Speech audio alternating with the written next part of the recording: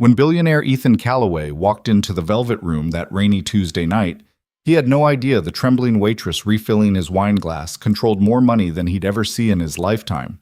What started as public humiliation in front of New York's elite became the biggest mistake of his career because Claire Bennett wasn't just serving tables.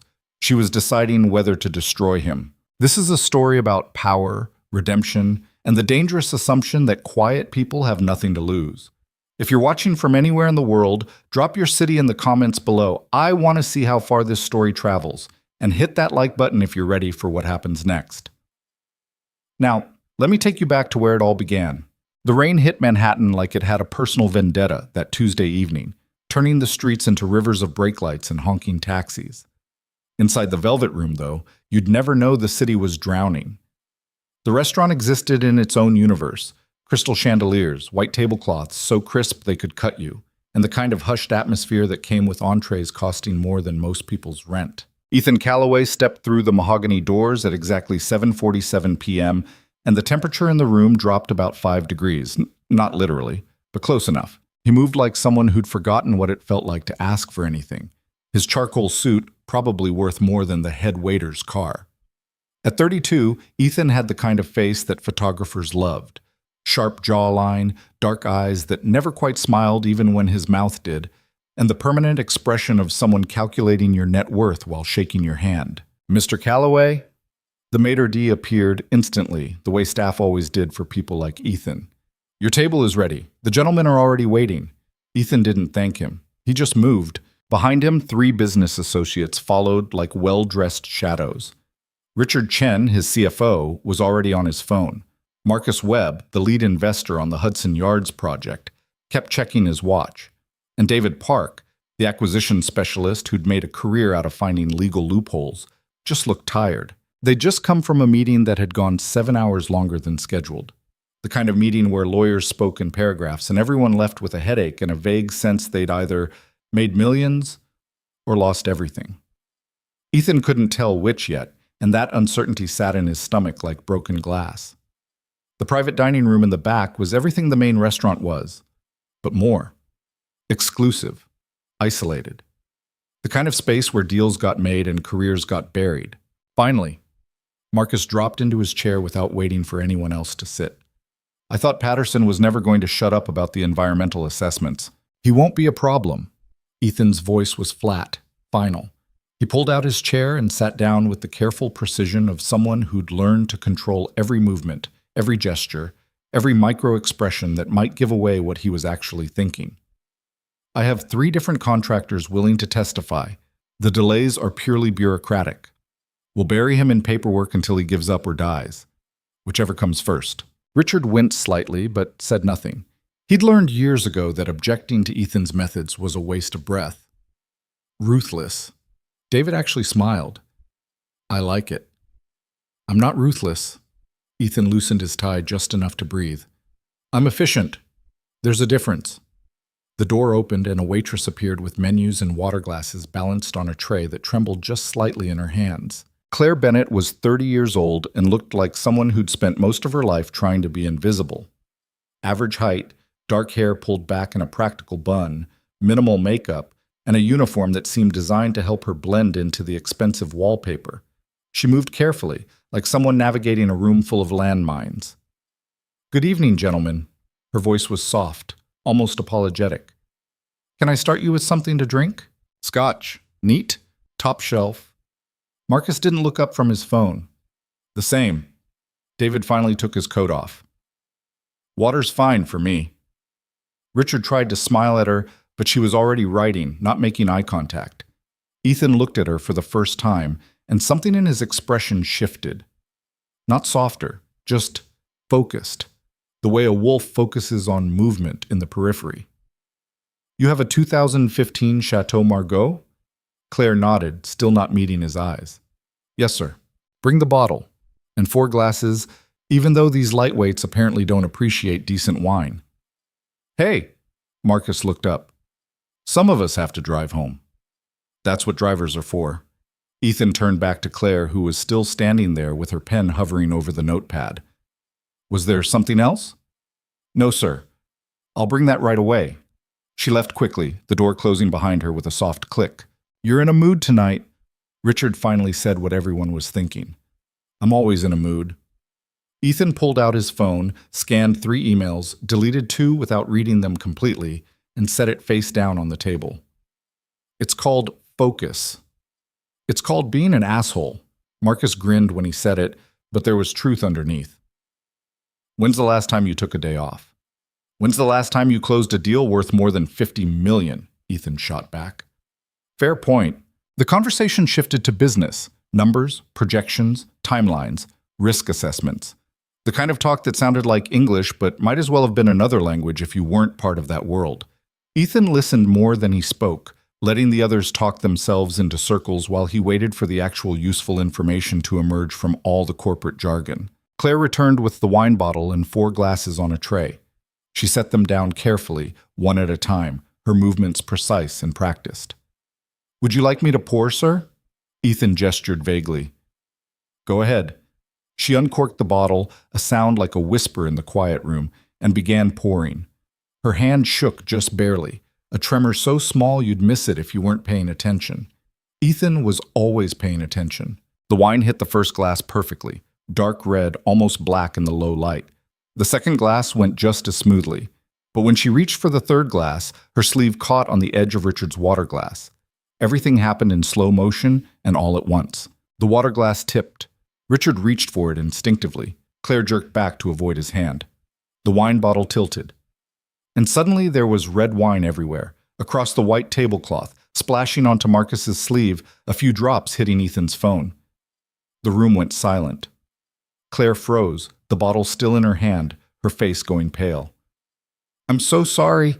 I'll get towels right away. You'll what?" Ethan's voice cut through her, stammering like a blade through silk. He picked up his phone, looked at the wine-spotted screen, and set it down with exaggerated care. "You'll fix this? You'll unspill a $300 bottle of wine?" "Sir, I didn't mean—" "No one ever means to be incompetent." Ethan leaned back in his chair, and somehow that made him more intimidating than if he'd stood up and yelled. "They just are, and the rest of us have to deal with the consequences." Richard shifted uncomfortably. "Ethan, it was an accident caused by carelessness, by someone who clearly isn't qualified to be working in a restaurant like this." Ethan kept his eyes on Claire, who looked like she might actually disappear if she could figure out how. "What's your name?" "Claire, sir." "Claire." He said it like he was testing how it tasted. "How long have you worked here, Claire?" 6 months. 6 months, and you still can't pour wine without destroying the table." Ethan glanced at the others, performing now, feeding off their discomfort. "Remind me, what's the point of paying premium prices if the service is the same as a truck stop diner?" Claire's hands were shaking harder now, clutching the wine bottle like it was the only thing keeping her upright. "I'll get the manager, sir. We'll comp your entire meal, and—" "I don't want the meal comped." Ethan's voice went quieter, which somehow made it worse. "I want competent staff who can do their jobs without turning the dining room into a disaster zone. But I suppose that's too much to ask." Marcus laughed, uncomfortable, trying to diffuse the tension. "Come on, Ethan. It's just wine." "It's not about the wine." Ethan finally looked away from Claire, dismissing her entirely. "It's about standards, excellence, things this establishment clearly doesn't prioritize anymore." David jumped in, sensing an opportunity to impress. "Didn't you say you were looking at acquiring this building?" Ethan's expression shifted into something that might have been a smile if it had contained any warmth whatsoever. "I am, actually.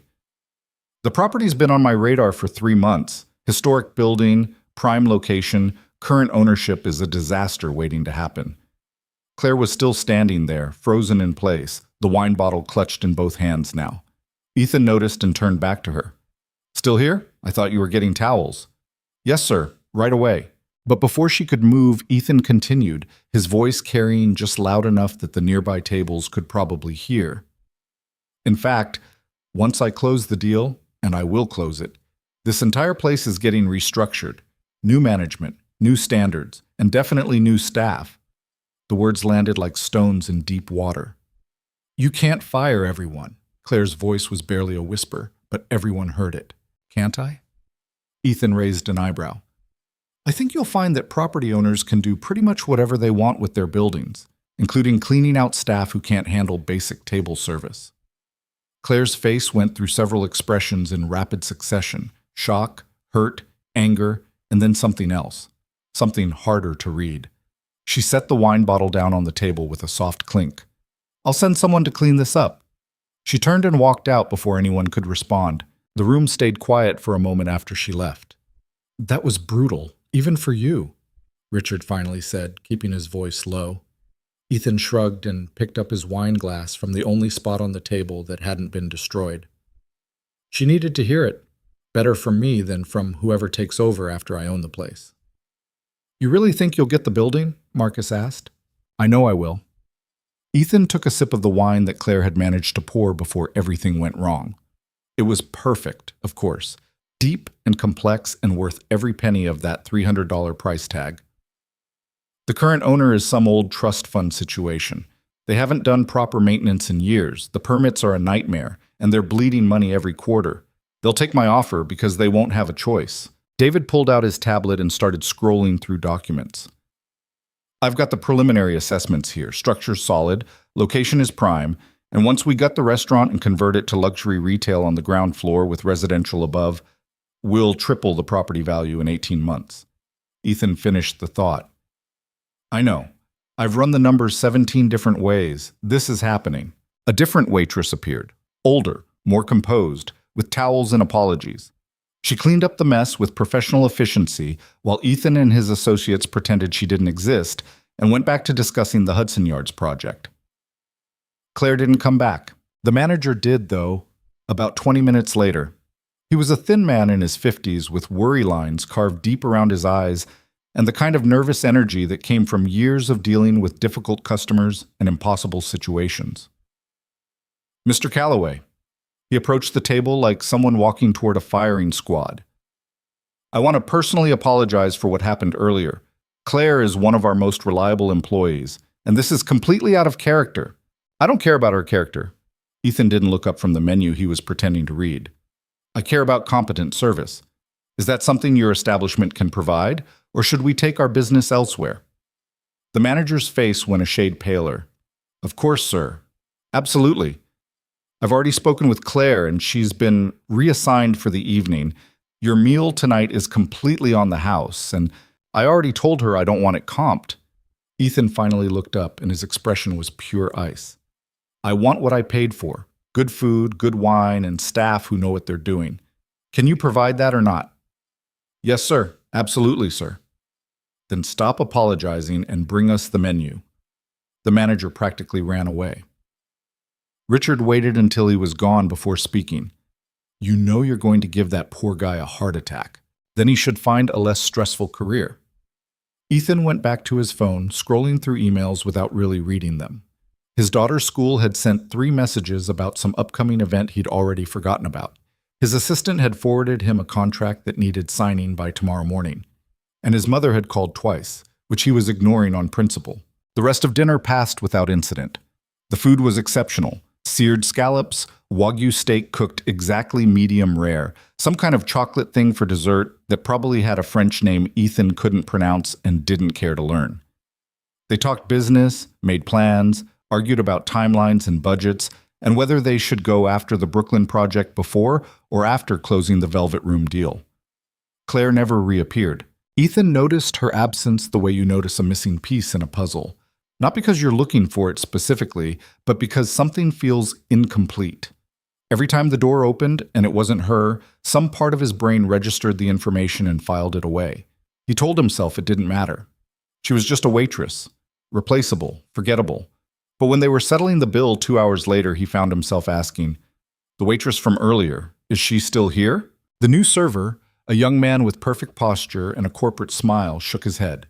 "Claire left for the evening, sir. Is there anything I can help you with?" "No."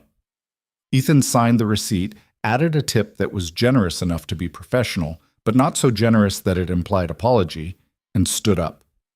His back hurt from too many hours sitting in conference rooms, and he had a headache forming behind his left eye that warned of a long night ahead. Outside, the rain had slowed to a drizzle. The city looked cleaner somehow, washed and reflective and almost beautiful if you ignored the smell of hot garbage and car exhaust. His driver was waiting with the car idling at the curb, a black Mercedes that cost more than some people's houses. Ethan slid into the back seat and let out a breath he hadn't realized he was holding. "Where to, Mr. Calloway?" The driver's voice came through the intercom. "Home."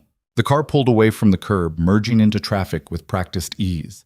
Ethan watched the city slide past his window, lights and movement and millions of people living their lives in ways he'd never understand or care to.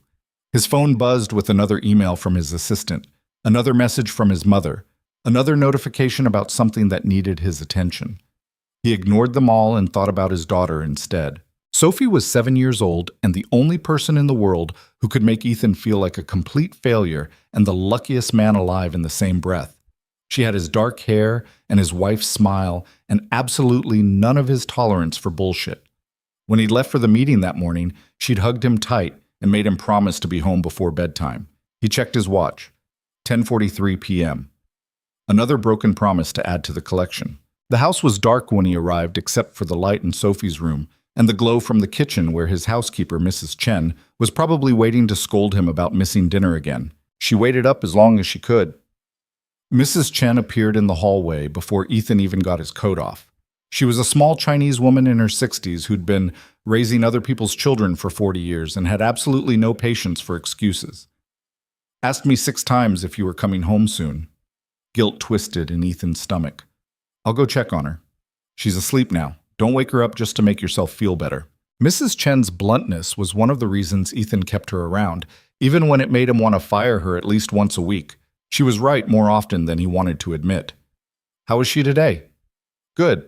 Happy. Drew you about 50 pictures that are covering the fridge now." Mrs. Chen started walking toward the kitchen, and Ethan followed. "There's dinner if you're hungry. I made extra, even though I knew you'd probably skip it." "I ate already." "Business dinner doesn't count. Sit down. Eat." Ethan sat down at the kitchen island because arguing with Mrs. Chen was like arguing with gravity. Technically possible, but ultimately pointless. She set a plate in front of him with some kind of stir-fry that smelled better than anything he'd eaten at the restaurant. She asked about her mother again. Mrs. Chen said it casually, like it wasn't a bomb she'd just dropped into the middle of the quiet kitchen. Ethan's fork stopped halfway to his mouth. "What did you tell her?" "The same thing I always tell her. That her mother loved her very much, and sometimes people get sick, and it's not anyone's fault." Ethan set the fork down without eating.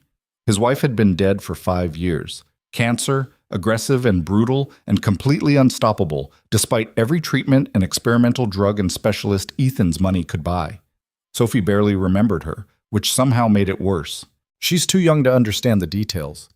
Ethan's voice sounded hollow even to his own ears. "She's 7, not stupid. She knows something's missing." Mrs. Chen started wiping down counters that were already clean. "And she knows you're gone all the time." "I'm providing for her." "You're hiding from her." The words hit harder than they should have. Ethan stood up, his appetite completely gone. "I'm not having this conversation tonight. You never want to have this conversation. That's the problem." But Mrs. Chen's voice softened slightly. "She needs her father, Mr. Calloway, not a bank account and an empty house." Ethan didn't respond. He just walked out of the kitchen and up the stairs to Sophie's room, moving quietly so he wouldn't wake her. She was asleep in her bed, curled up with a stuffed elephant that had seen better days. The nightlight cast soft shadows across her face, and Ethan stood in the doorway watching her breathe, feeling that familiar mixture of overwhelming love and crushing inadequacy.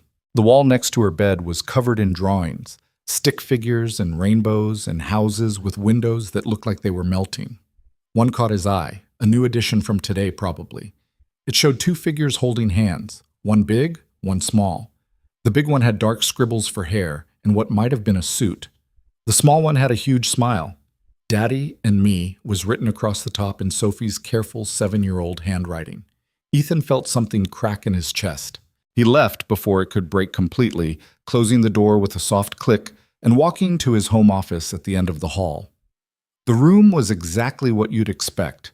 Dark wood, leather chairs, floor-to-ceiling windows overlooking the city, and enough technology to run a small corporation. He poured himself a scotch from the bar cart, stood at the window, and looked out at Manhattan glittering below him like a circuit board made of light. His phone buzzed. David, sending over contracts for the Velvet Room deal. Ethan opened them without really reading, his mind elsewhere. He thought about Claire, the waitress who'd trembled while pouring wine and then walked away with her dignity intact despite everything he'd said. He thought about the manager's fear, the other staff's careful avoidance of eye contact, the way the entire restaurant seemed to hold its breath whenever he spoke. He thought about power and what it cost to maintain it, and then he stopped thinking about it entirely, because thinking about things like that led nowhere useful.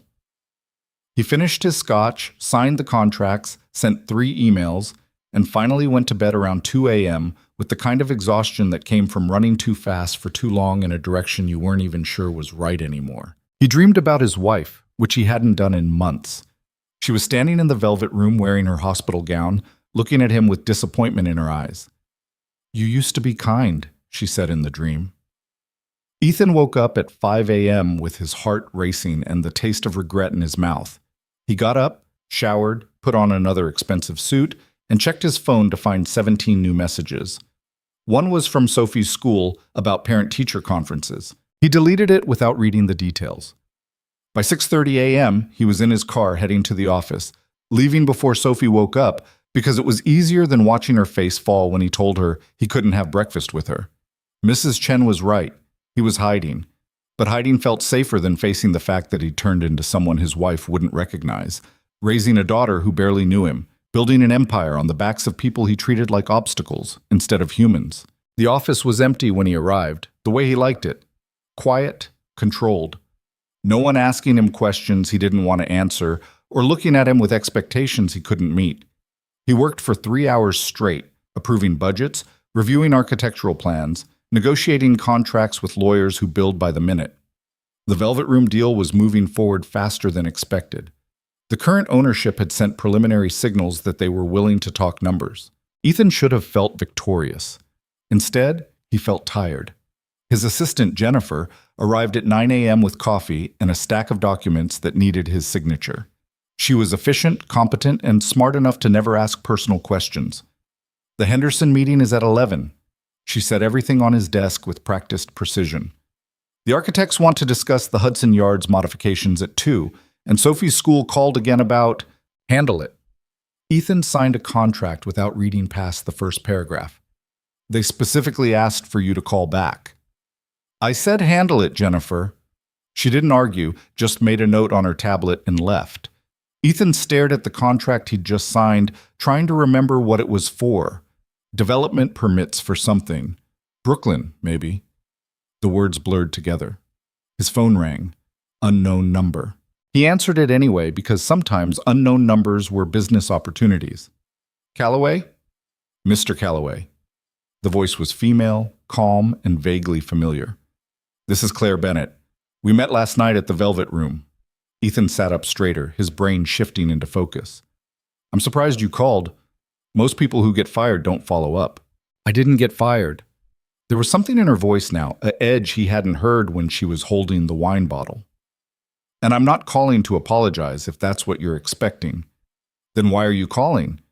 "Because you made a threat last night in front of your business associates. You said you were going to buy the Velvet Room building and fire everyone who works there." "I said I was restructuring. There's a difference."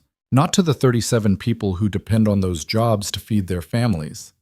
Claire's voice stayed level, but there was steel underneath. "I'm calling to ask you to reconsider." Ethan almost laughed. "You're calling to ask me to reconsider a multi-million-dollar business decision because you feel bad for the staff? That's not how business works." "I know exactly how business works, Mr. Calloway." "Do you?" "Because from where I'm sitting, you're a waitress with no leverage calling a billionaire and asking him to change his plans out of the kindness of his heart. That's not business. That's naive." Silence on the other end of the line. Then, "You're right. I don't have leverage. Not the kind you're thinking of, anyway." "Then we don't have anything else to discuss." "We might, if you're willing to listen for 5 minutes." Ethan checked his watch. He had 45 minutes before the Henderson meeting, and something about the way Claire was speaking made him curious despite himself. "Fine. You have 5 minutes. Talk. Meet me at the Velvet Room tonight, 8 p.m., and I'll show you why buying that building is a bigger mistake than you realize. That's not an explanation. That's a setup. It's an opportunity to see something you missed. But if you're too afraid to show up, I'm not afraid of anything. The words came out sharper than Ethan intended. Then prove it. 8 p.m. Come alone. The line went dead before Ethan could respond. He sat there staring at his phone, trying to figure out what the hell just happened. A waitress he'd humiliated last night had just challenged him to a meeting using language that sounded almost like, no, impossible. But the seed of doubt was planted, and Ethan hated doubt. He called David. Pull every piece of information we have on the Velvet Room. Ownership structure, trust documents, board members, everything. I thought we already had all that. Pull it again. And this time, look for anything unusual. Hidden clauses, secondary ownership, trust fund arrangements, anything that doesn't fit the standard corporate structure. Looking for something specific? I'll know it when I see it. Have it on my desk by 5. Ethan hung up and stared out his office window at the city below. Somewhere out there, a waitress named Claire Bennett thought she had information that would change his mind about a deal he'd been planning for months. She was probably bluffing, but Ethan didn't get where he was by ignoring potential threats, no matter how unlikely they seemed. He'd go to the meeting. He'd let her waste his time for 5 minutes, and then he'd proceed exactly as planned, because that's what winners did. They didn't get distracted by soft-spoken women with trembling hands and impossible claims. Even when something in the back of his mind whispered that maybe, just maybe, he'd miscalculated something important. David had the files on Ethan's desk by 4:47 p.m., 13 minutes early, which was either impressive or concerning depending on how you looked at it. Found something interesting. David dropped the folder with enough force that papers scattered across the polished surface. The ownership structure is buried under about 6 layers of corporate entities and trust arrangements. Took me 3 hours and 2 very annoyed paralegals to untangle it. Ethan picked up the top document, scanning the corporate names. Bennett Holdings, that's the primary trust? Yeah, established in 1987 by Theodore Bennett. Old money, real estate mostly, some tech investments in the 90s that paid off big. He died about 8 years ago, left everything to his granddaughter with some very specific conditions attached. What kind of conditions? David flipped through his notes. She had to work regular jobs for a minimum of 10 years before taking active control of the holdings. Some kind of character building thing, I guess. Rich people do weird stuff with their money. Ethan felt something cold settle in his stomach. The granddaughter's name. Doesn't say. The trust documents keep the beneficiary anonymous for privacy reasons. All transactions go through a law firm. Whitmore and Associates, very exclusive, very expensive. They've been managing the Bennett estate since the old man died. So we don't know who actually owns the building. We know it's whoever inherited the Bennett fortune, but that's where the trail ends. The lawyers won't talk, and the trust documents are sealed tighter than Fort Knox. David sat down across from Ethan's desk. Why the sudden paranoia? This deal's been straightforward from the beginning. Ethan didn't answer. He was thinking about Claire's voice on the phone, the certainty in her words, the way she'd said she knew exactly how business worked. Pull everything you can find on a Claire Bennett, 30 years old, currently works as a waitress at the Velvet Room. I want to know where she went to school, where she's lived, any family connections, employment history, everything. David's eyebrows went up. The waitress from last night? Ethan, what's going on? Probably nothing, but I don't like loose ends. You think she's connected to the Bennett Trust? I think she made a phone call that was too confident for someone who should be terrified of losing her job, and I want to know why. David stood up, already pulling out his phone. I'll have something by 6. He left, and Ethan sat alone in his office with the Bennett Holdings files spread across his desk, like pieces of a puzzle he couldn't quite see the shape of yet. His phone buzzed. Sophie's school again. He ignored it. At 6:15, David sent an email with a subject line that made Ethan's blood run cold. You need to see this. The attached file was brief but devastating. Claire Elizabeth Bennett. Born in Manhattan, raised by her grandfather Theodore Bennett after her parents died in a car accident when she was 3. Private schools, art history degree from Columbia, no employment history until 6 years ago when she started working entry-level jobs. Barista, bookstore clerk, museum docent, and most recently, waitress. Current estimated net worth, $2.7 billion. Ethan read the number 3 times to make sure he wasn't hallucinating. The woman he'd humiliated in front of a restaurant full of people, the waitress whose hand had trembled while pouring wine, owned more money than Ethan had spent in his entire career. And he'd threatened to fire her. His phone rang. David. "Tell me you're seeing what I'm seeing." David's voice was tight. "I'm seeing it." "Holy shit, Ethan, she owns the building. She owns the whole damn portfolio. 12 properties across Manhattan, investment stakes in half the major developments from the last decade, and a legal team that could bury us in paperwork for the next century if they wanted to." Ethan's mind was racing, calculating, trying to find an angle that didn't end with him looking like a complete fool. The trust document said she couldn't take active control for 10 years. How long has it been since her grandfather died? 8 years. She's got 2 more years before the conditions are fully met. But according to the trust structure, she's been able to make certain decisions through her legal representatives for the last 3 years, including property sales. So when I made an offer on the building, it went directly to her lawyers, who almost certainly told her about it. And about you. David paused. She's been watching this whole thing play out. Probably knew exactly who you were when you walked into the restaurant last night. The realization hit like a physical blow. Claire hadn't been a random waitress who'd stumbled into his path. She'd been there deliberately, working in a restaurant she owned, serving people who had no idea they were being evaluated by someone who could buy and sell them without thinking twice. And Ethan had treated her like she was beneath him. "What do you want me to do?" David asked. "Nothing. I'll handle this." "Ethan, if she decides to reject the offer out of spite," I said I'll handle it.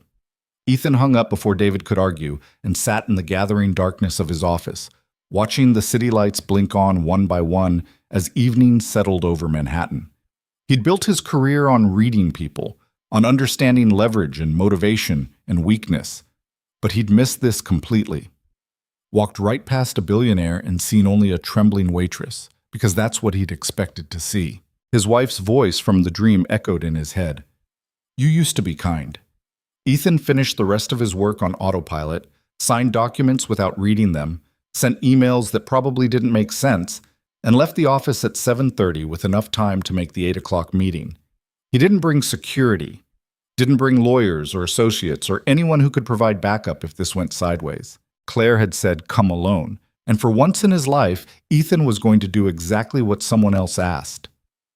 The Velvet Room looked different at night without the chaos of business dinners and important clients. Quieter, more intimate. The kind of place where secrets could be shared over wine and nobody would hear. Claire was waiting at the same table where everything had fallen apart the night before. She wasn't wearing the waitress uniform. Instead, she had on dark slacks and a simple gray sweater that probably cost more than Ethan's suit if you knew where to look for the label. She didn't stand when he approached, just gestured to the chair across from her. "You came. You knew I would." Ethan sat down, keeping his expression neutral. "You wanted to show me why buying this building is a mistake. I'm listening." Claire smiled, and it wasn't the nervous, apologetic expression from last night. This smile had edges. "Before we get to that, I need to know something. When you threatened to fire everyone last night, did you mean it? Or were you just performing for your business partners? Does it matter?" "It matters to me." Ethan considered lying, then decided against it. "Both. I meant it, and I was performing. That's how power works. You make statements that serve multiple purposes." "That's honest, at least." Claire poured wine into 2 glasses with steady hands, not a tremor in sight. "This is the same bottle from last night, the one I spilled. I had them save it." "Sentimental?" "Practical. It cost $300 and most of it didn't end up on the floor." She pushed 1 glass toward him. "Drink with me, Mr. Calloway, and then we'll talk about mistakes." Ethan picked up the glass but didn't drink yet. "You're Claire Bennett, Theodore Bennett's granddaughter. You own this building and about a dozen others. Your net worth is approximately $2.7 billion, and you've been working service jobs for the last 6 years as part of your inheritance conditions. Did you pull that information before or after I called you?" "After. I don't like surprises." "And yet, here you are, surprised anyway." Claire took a sip of her wine, watching him over the rim of the glass. "What else do you know?" "That you've been watching me plan this acquisition for months. That my offer went through your lawyers and you could have rejected it immediately, but didn't. That you were here last night specifically to see what kind of man wanted to buy your building. Very good. What else? That I humiliated you in front of a room full of people while you were deciding whether to sell me the most valuable property in your portfolio. Ethan set his glass down without drinking. I'm assuming the answer is no now. You're assuming wrong. Claire leaned back in her chair. I haven't made a decision yet. That's why you're here. You're telling me that after everything I said last night, you're still considering selling to me. I'm considering giving you a chance to convince me you're not the person you pretended to be. Claire's expression shifted into something harder to read. My grandfather left me a fortune, but more importantly, he left me a philosophy. He believed that wealth without understanding was worthless. That's why he made me work these jobs, so I'd know what it felt like to be on the other side of power. And what did you learn? That most people in your position treat service workers like they're invisible, like they're part of the furniture, there to be used and discarded when they're not useful anymore. Claire's voice stayed level, but there was anger underneath. You were worse than most, Mr. Calloway. You didn't just ignore me, you actively tried to humiliate me. You're right, I did. The admission felt like swallowing glass, but Ethan forced it out anyway. I was having a bad day and I took it out on someone who couldn't fight back. That's not an excuse, it's just what happened. Bad day. Claire repeated the words like she was testing them. You threatened 37 people's livelihoods because you had a bad day? No, I threatened them because I'm used to getting what I want, and your staff was an obstacle to that. The bad day just made me meaner about it.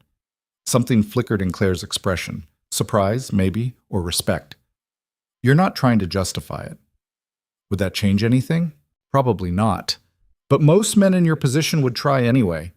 Claire stood up and walked to the window, looking out at the street below. I've been Claire the waitress for 6 months. Before that, I was Claire the barista, Claire the bookstore clerk, Claire the museum guide. Do you know how many men like you I've served? How many times I've been talked down to, dismissed, treated like I was stupid or incompetent or just there for decoration? I can imagine. No, you can't, because you've never been on that side of the equation. She turned back to face him. But you're about to be. The room seemed to get colder. What do you mean? Ethan asked. Claire walked back to the table and pulled out a folder that had been sitting on the empty chair beside her. She opened it and spread documents across the table between them. These are the debt instruments connected to your Hudson Yards project, the one you've been working on for 18 months, the billion-dollar development that's supposed to be your masterpiece. Ethan's stomach dropped. How did you get those? I bought them 3 hours ago. All of them. Claire's voice was perfectly calm, like she was discussing the weather. Your primary lender, the backup financing, the bridge loans, everything. It's all mine now. That's impossible. Those loans are held by institutional investors. They wouldn't sell to a random buyer. They would if the random buyer offered 30% above market rate and closed same day. Claire sat down and picked up her wine glass. Money talks, Mr. Calloway. You know that better than anyone. Ethan's mind was racing through the implications. If Claire owned his debt, she could call it due immediately. The project wasn't generating revenue yet, wouldn't for another 8 months at minimum. If she forced him into default, he'd lose everything. Not just the Hudson Yards development, but the collateral he'd put up against it. Property, assets, equity stakes in a dozen other ventures. His entire empire, gone. Why? The question came out quieter than he intended. Because you need to understand what it feels like to have your future in someone else's hands. To know that with one phone call, one decision, one bad day, everything you've built could disappear. Claire set her glass down. That's what you did to my staff last night. You made them feel that fear, and now you're feeling it too. Ethan's hands were shaking. He pressed them flat against the table to hide it, but Claire noticed anyway. Her expression didn't change. Are you going to destroy me? Ethan asked. I don't know yet. That depends on what happens next. What do you want? Money? An apology? I'll do whatever. Stop. Claire's voice cut through his panic like a blade. Don't grovel. It's undignified, and I don't want it. Then what do you want? I want you to sit there and think about what you've become. Claire leaned forward, her eyes locked on his.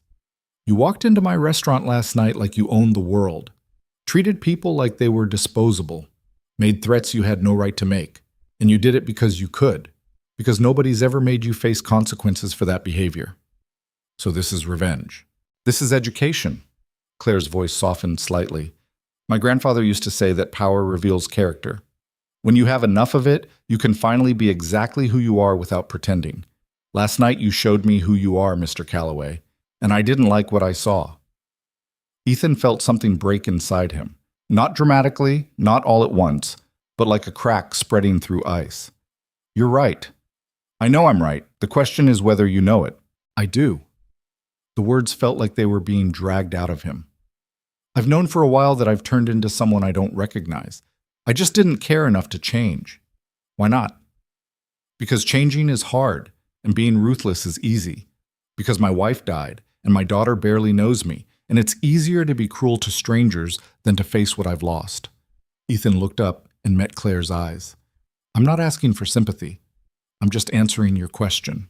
Claire studied him for a long moment, her expression unreadable. Then she pulled out her phone and made a call. James, it's Claire. Yes, I need you to draft a document. I'm restructuring the terms on the Calloway debt instruments. She paused, listening. No, I'm not calling them due. I'm extending the timeline and reducing the interest rate to prime plus 1. Yes, I'm serious. Have it ready by tomorrow morning. She hung up and looked at Ethan, who was staring at her like she'd just spoken another language. I'm not going to destroy you, Mr. Calloway, but I'm not going to sell you my building either. Not yet. I don't understand. I'm giving you a chance to prove you can be better than you were last night. Your debt is restructured. You'll have more time and better terms. But there's a condition. What condition? Claire pulled out another document and slid it across the table. You're going to work here, at the Velvet Room, as a waiter. 3 shifts a week for the next 3 months. Ethan stared at the paper like it might bite him. You can't be serious. Completely serious. You want to understand why buying this building and firing everyone was wrong? Experience what they experience. Serve the kind of people you were last night. Learn what it feels like to be on the other side of that dynamic. That's insane. I run a billion-dollar company. I can't just... You can, and you will, or I call the debt due tomorrow, and you lose everything. Claire's voice was steel wrapped in silk. Your choice, Mr. Calloway. Ethan looked at the document. It was a contract, professionally drafted, outlining exactly what Claire had just described. 3 shifts per week, minimum 4 hours each, standard waitstaff duties, and compensation.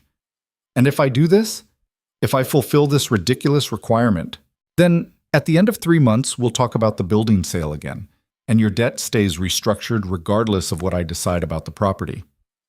That's it? I wait tables for 3 months and my entire company is safe? That's it. Claire picked up her wine glass. Unless you can't handle it. In which case, I'll know you're exactly the person I thought you were, and we'll have nothing more to discuss. Ethan wanted to argue, wanted to call his lawyers, find a loophole, fight this insane proposal with every resource he had. But he was tired of fighting, tired of being the person who destroyed things because he could, tired of seeing his wife's disappointment in his dreams. Fine.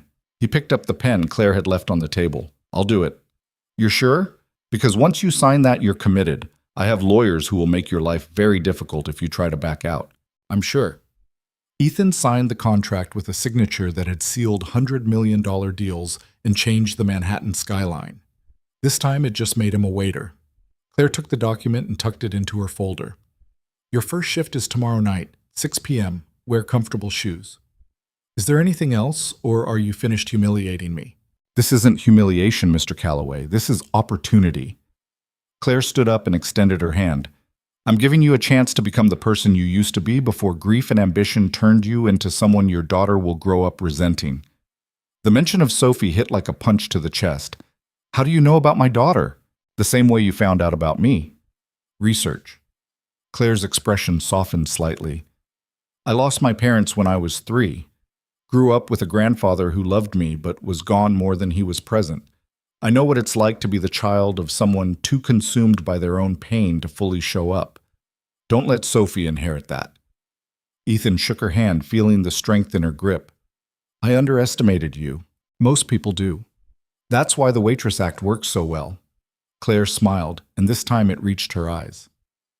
See you tomorrow, Mr. Calloway. Try not to spill anything. She walked away, leaving Ethan alone at the table with an empty wine glass and the strangest contract he'd ever signed. He sat there for a long time after she left, trying to process what had just happened. In the span of 24 hours, he'd gone from predator to prey, from powerful to powerless, from the man who made threats to the man living under one. And somehow, he didn't feel angry about it. He felt something closer to relief. The drive home was quiet. Ethan's driver knew better than to make conversation when his boss looked like he'd been through a war, so they rode in silence through the Manhattan streets until they pulled up to the house. Sophie was asleep again. Of course she was. It was almost 11 p.m. But this time, Mrs. Chen was waiting in the living room with her arms crossed and an expression that promised a conversation Ethan couldn't escape. "Where were you?" "Business meeting." "Try again?" Ethan sighed and collapsed onto the couch across from her. "I signed a contract that requires me to work as a waiter 3 nights a week for the next 3 months. Mrs. Chen's expression didn't change. "Why?" "Because a billionaire I humiliated decided to teach me a lesson about power and consequences, and the alternative was losing my entire company." "Good for her. You're not surprised?" "Mr. Calloway, I've been telling you for 2 years that you've turned into someone your wife wouldn't recognize. Maybe getting knocked down a few levels will remind you what it's like to be human." Mrs. Chen stood up. "When do you start?" "Tomorrow night." "Then you'd better get some sleep. Waiting tables is harder than you think." She paused at the doorway. "And maybe while you're serving other people, you'll remember to serve the little girl upstairs who keeps waiting for a father who never comes home." She left before Ethan could respond. He sat alone in the dark living room, listening to the house settle around him. Somewhere upstairs, Sophie was dreaming. Somewhere in Manhattan, Claire Bennett was probably reviewing contracts and managing an empire he'd never known existed. And somewhere inside himself, Ethan felt the first small crack of something that might eventually become change. He went upstairs and stood in Sophie's doorway again, watching her sleep. Tomorrow, he'd put on a waiter's uniform and serve people who would treat him the way he'd treated Claire. Tomorrow, he'd learn what it felt like to be invisible, disposable, forgotten. Tomorrow, his whole world would shift. But tonight, he was still a father standing in his daughter's doorway, trying to remember when he'd stopped being the man his wife had loved. "I'm going to fix this," he whispered to the sleeping child who couldn't hear him. "I don't know how yet, but I'm going to fix it." Sophie stirred slightly, clutching her elephant tighter, and Ethan closed the door as quietly as he could. He didn't sleep that night, just sat in his office, staring at the city and thinking about Claire's words. Power reveals character. For years, Ethan had convinced himself that his ruthlessness was strength, that crushing others was survival, that sentiment was weakness and kindness was something you couldn't afford if you wanted to win. But sitting in the dark, facing the reality of what he'd become, he realized he'd gotten it backwards. Power hadn't revealed his character.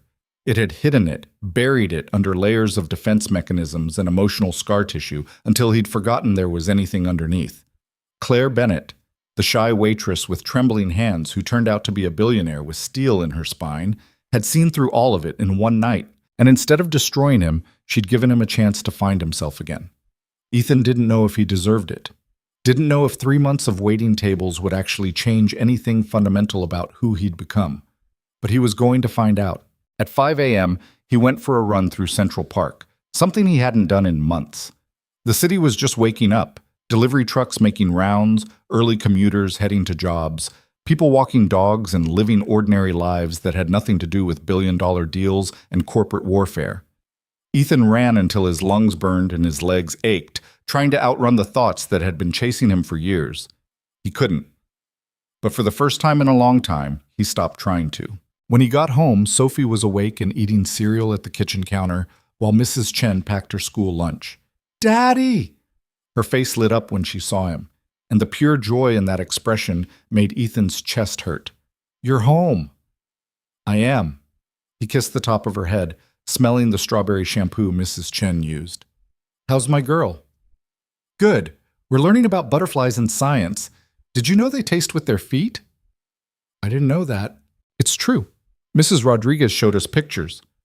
Sophie kicked her legs against the counter stool, full of energy that Ethan barely remembered having. "Are you going to have breakfast with me?" Ethan looked at his watch. He had a 7 a.m. call with the Tokyo office that he absolutely couldn't miss. Or could he? Yeah. He pulled out the stool next to her. I'm going to have breakfast with you. Mrs. Chen nearly dropped the lunchbox. Sophie's smile could have powered the whole city. They ate cereal together and talked about butterflies and school and the drawing Sophie wanted to make for her teacher. Ethan's phone buzzed 6 times with increasingly urgent messages from his assistant, and he ignored every single one. When the school bus came, Sophie hugged him tight. Will you be home for dinner? I have to work tonight, but I'll try to be home before you go to bed. Promise?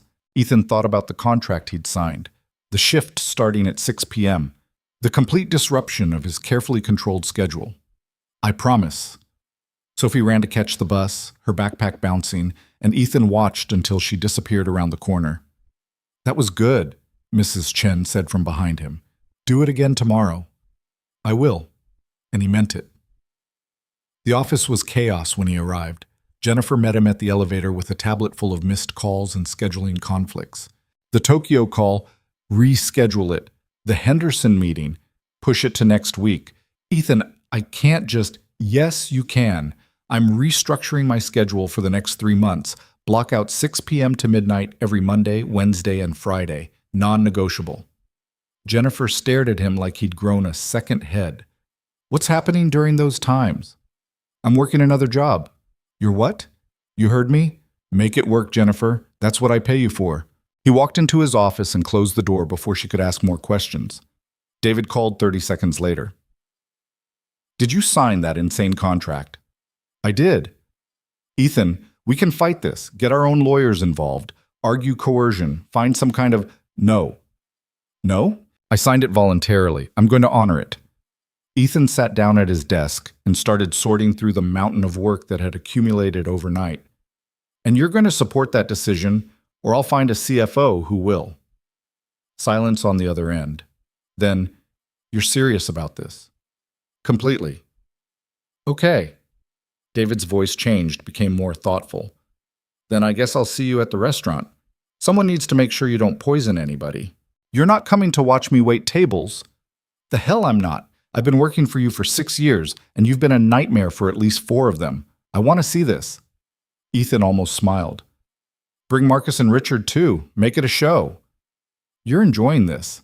I'm terrified. But yeah, maybe a little. Ethan looked out his window at the city that he'd spent a decade trying to conquer. I'll talk to you later, David. He hung up and got to work, plowing through contracts and emails and conference calls with the kind of focused intensity that had built his empire. But in the back of his mind, a clock was ticking down to 6 p.m. To the moment when Ethan Calloway, billionaire real estate mogul, would put on a waiter's uniform and learn what it felt like to serve instead of being served. He was terrified. He was curious. And for the first time in 5 years, he felt like maybe, just maybe, he was moving in the right direction. The uniform fit better than Ethan expected, which somehow made everything worse. He stood in the restaurant's staff bathroom at 5:47 p.m., staring at his reflection like it belonged to someone else. Black slacks, white button-down shirt, black vest, and a name tag that said Ethan in letters that felt like they were mocking him. His $2,000 watch looked ridiculous against the sleeves, so he'd taken it off and stuffed it in his jacket pocket. The jacket that was currently hanging in a locker next to aprons that smelled like kitchen grease and someone's forgotten lunch. You look like you're about to throw up. Claire appeared in the doorway, leaning against the frame with her arms crossed. She was wearing the same waitress uniform, though hers looked somehow more natural, like she'd been born knowing how to blend in. I'm fine. Liar. She walked in and adjusted his vest, which he'd buttoned wrong. First shift jitters are normal. Everyone gets them.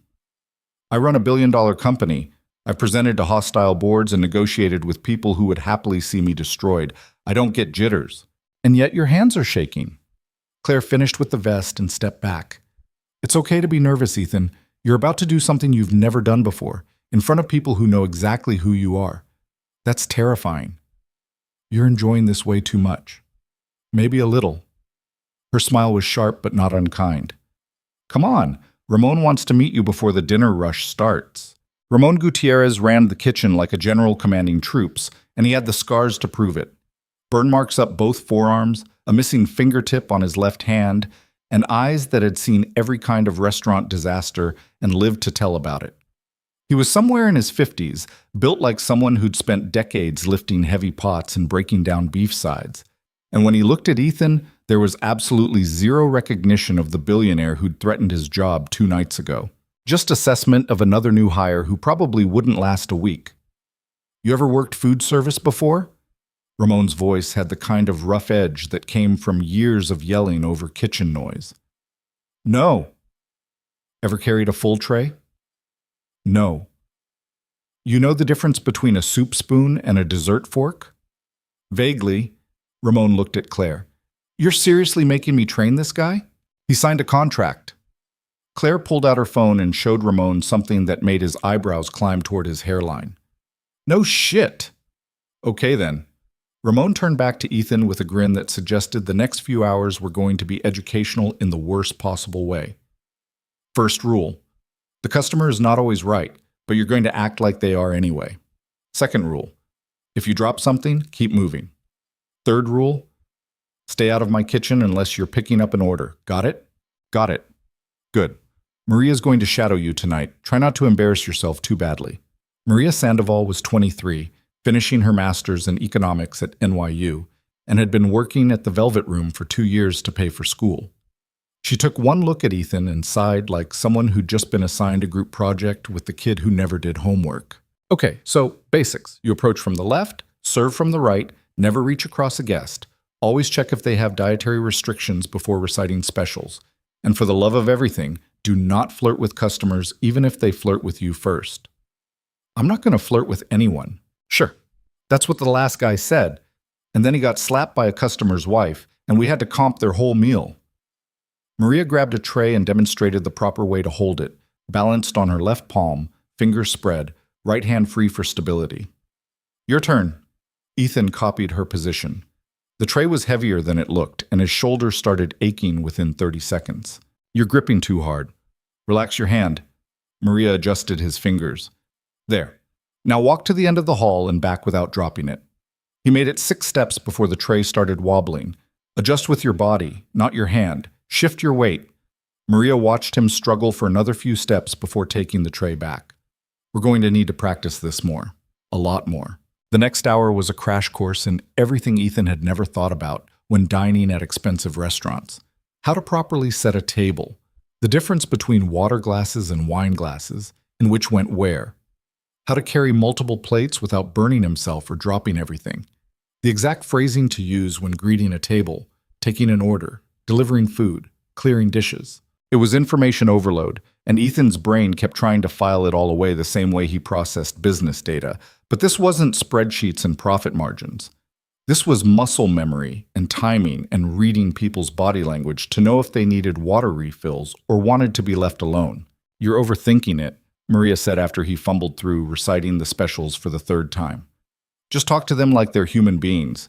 Rich people aren't aliens, even though they sometimes act like it. I am a rich person. Yeah, well, tonight you're a waiter, so put on your human being face and let's go. She checked her watch. Doors open in 10 minutes. First tables will be seated in 15. You ready? No. Good. Neither was I my first night. Let's see if you survive. The dining room filled slowly at first, then all at once. Couples celebrating anniversaries. Business dinners that looked exactly like the one Ethan had attended 2 nights ago. A family with 2 young kids who immediately started coloring on the tablecloths with crayons their mother had brought. Maria assigned Ethan to section 3, 4 tables, manageable for a first night. His first customers were an older couple who smiled politely and ordered glasses of Chardonnay without looking at him twice. Easy.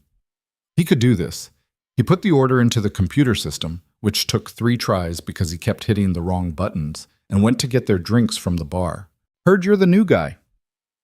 The bartender was a woman in her 40s with sleeve tattoos and the kind of efficient movements that came from making thousands of drinks. Maya, try not to spill anything on your first night.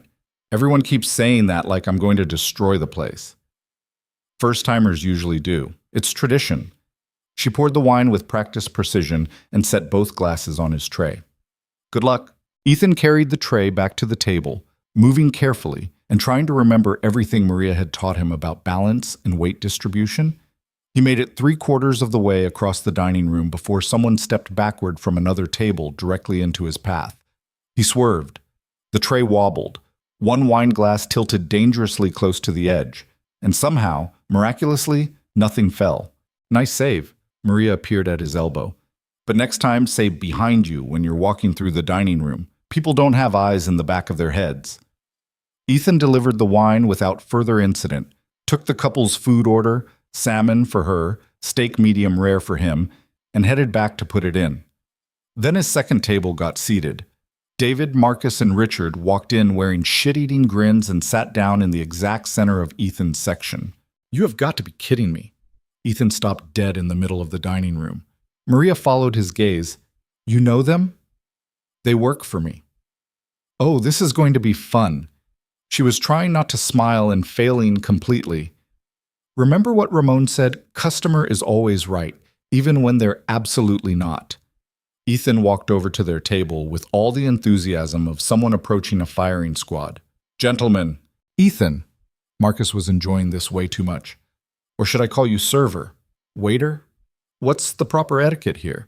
You should call me someone who controls your annual bonus. Ethan pulled out his order pad. What can I get you to drink? Oh, we're doing this properly. David leaned back in his chair, getting comfortable. I'll have a scotch, neat, top shelf. The same. Richard at least looked slightly apologetic. And I'll have Marcus paused dramatically. Actually, what do you recommend? I'm having trouble deciding. I recommend you order quickly before I accidentally drop something on you. Is that any way to treat a customer? Marcus grinned. I'm going to have to speak to your manager about this poor service. The manager is a billionaire who already hates me. You'll get along great. Ethan wrote down their drink orders. Anything else? We need a few minutes with the menu. David was trying to keep a straight face. Take your time. We're in no rush. Ethan walked away before he said something he'd regret, which turned out to be a mistake because his third and fourth tables got seated simultaneously, and suddenly he was taking orders from 6 different groups while trying to remember who wanted sparkling versus still water and which table had the person allergic to shellfish. The next 2 hours became a blur of movement and multitasking and trying not to screw up too badly. He carried trays that made his shoulders burn. He memorized orders and delivered food and cleared dishes and smiled at people who didn't see him as a billionaire or a businessman or anything except the guy bringing their dinner. And it was the most humbling experience of his life. Your steak is overcooked. A woman at table 12 sent her plate back without looking up from her phone. I ordered medium rare. This is medium well. Ethan looked at the steak. It looked perfectly fine to him, but he took it back to the kitchen anyway. Ramon cut into it, examined the inside, and shook his head. That's medium rare. She's full of shit. So what do I do? You smile, apologize, and I'll make her another one exactly the same way. She'll eat it and probably complain about that one too, but that's not your problem. Ramon was already pulling out another steak. Welcome to food service, where the customer is always right even when they're objectively wrong. At table 9, a man snapped his fingers at Ethan to get his attention. Actual finger snapping, like Ethan was a dog. We need more bread. And the butter's too cold. Can't you people do anything right?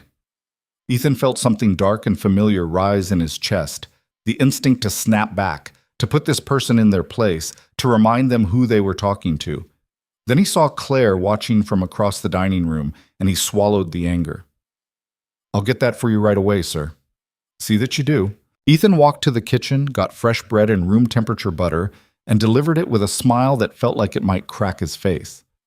The man didn't say thank you, just took the bread basket and went back to his conversation. Meanwhile, David's table was deliberately running him ragged. They sent their appetizers back twice. Once because the calamari wasn't crispy enough, once because the soup was too hot. They changed their entree orders 3 times. They asked for water refills every 5 minutes. You guys are enjoying this way too much, Ethan said on his 6th trip to their table. Oh, absolutely. Marcus was having the time of his life. I've been working for you for 4 years, Ethan.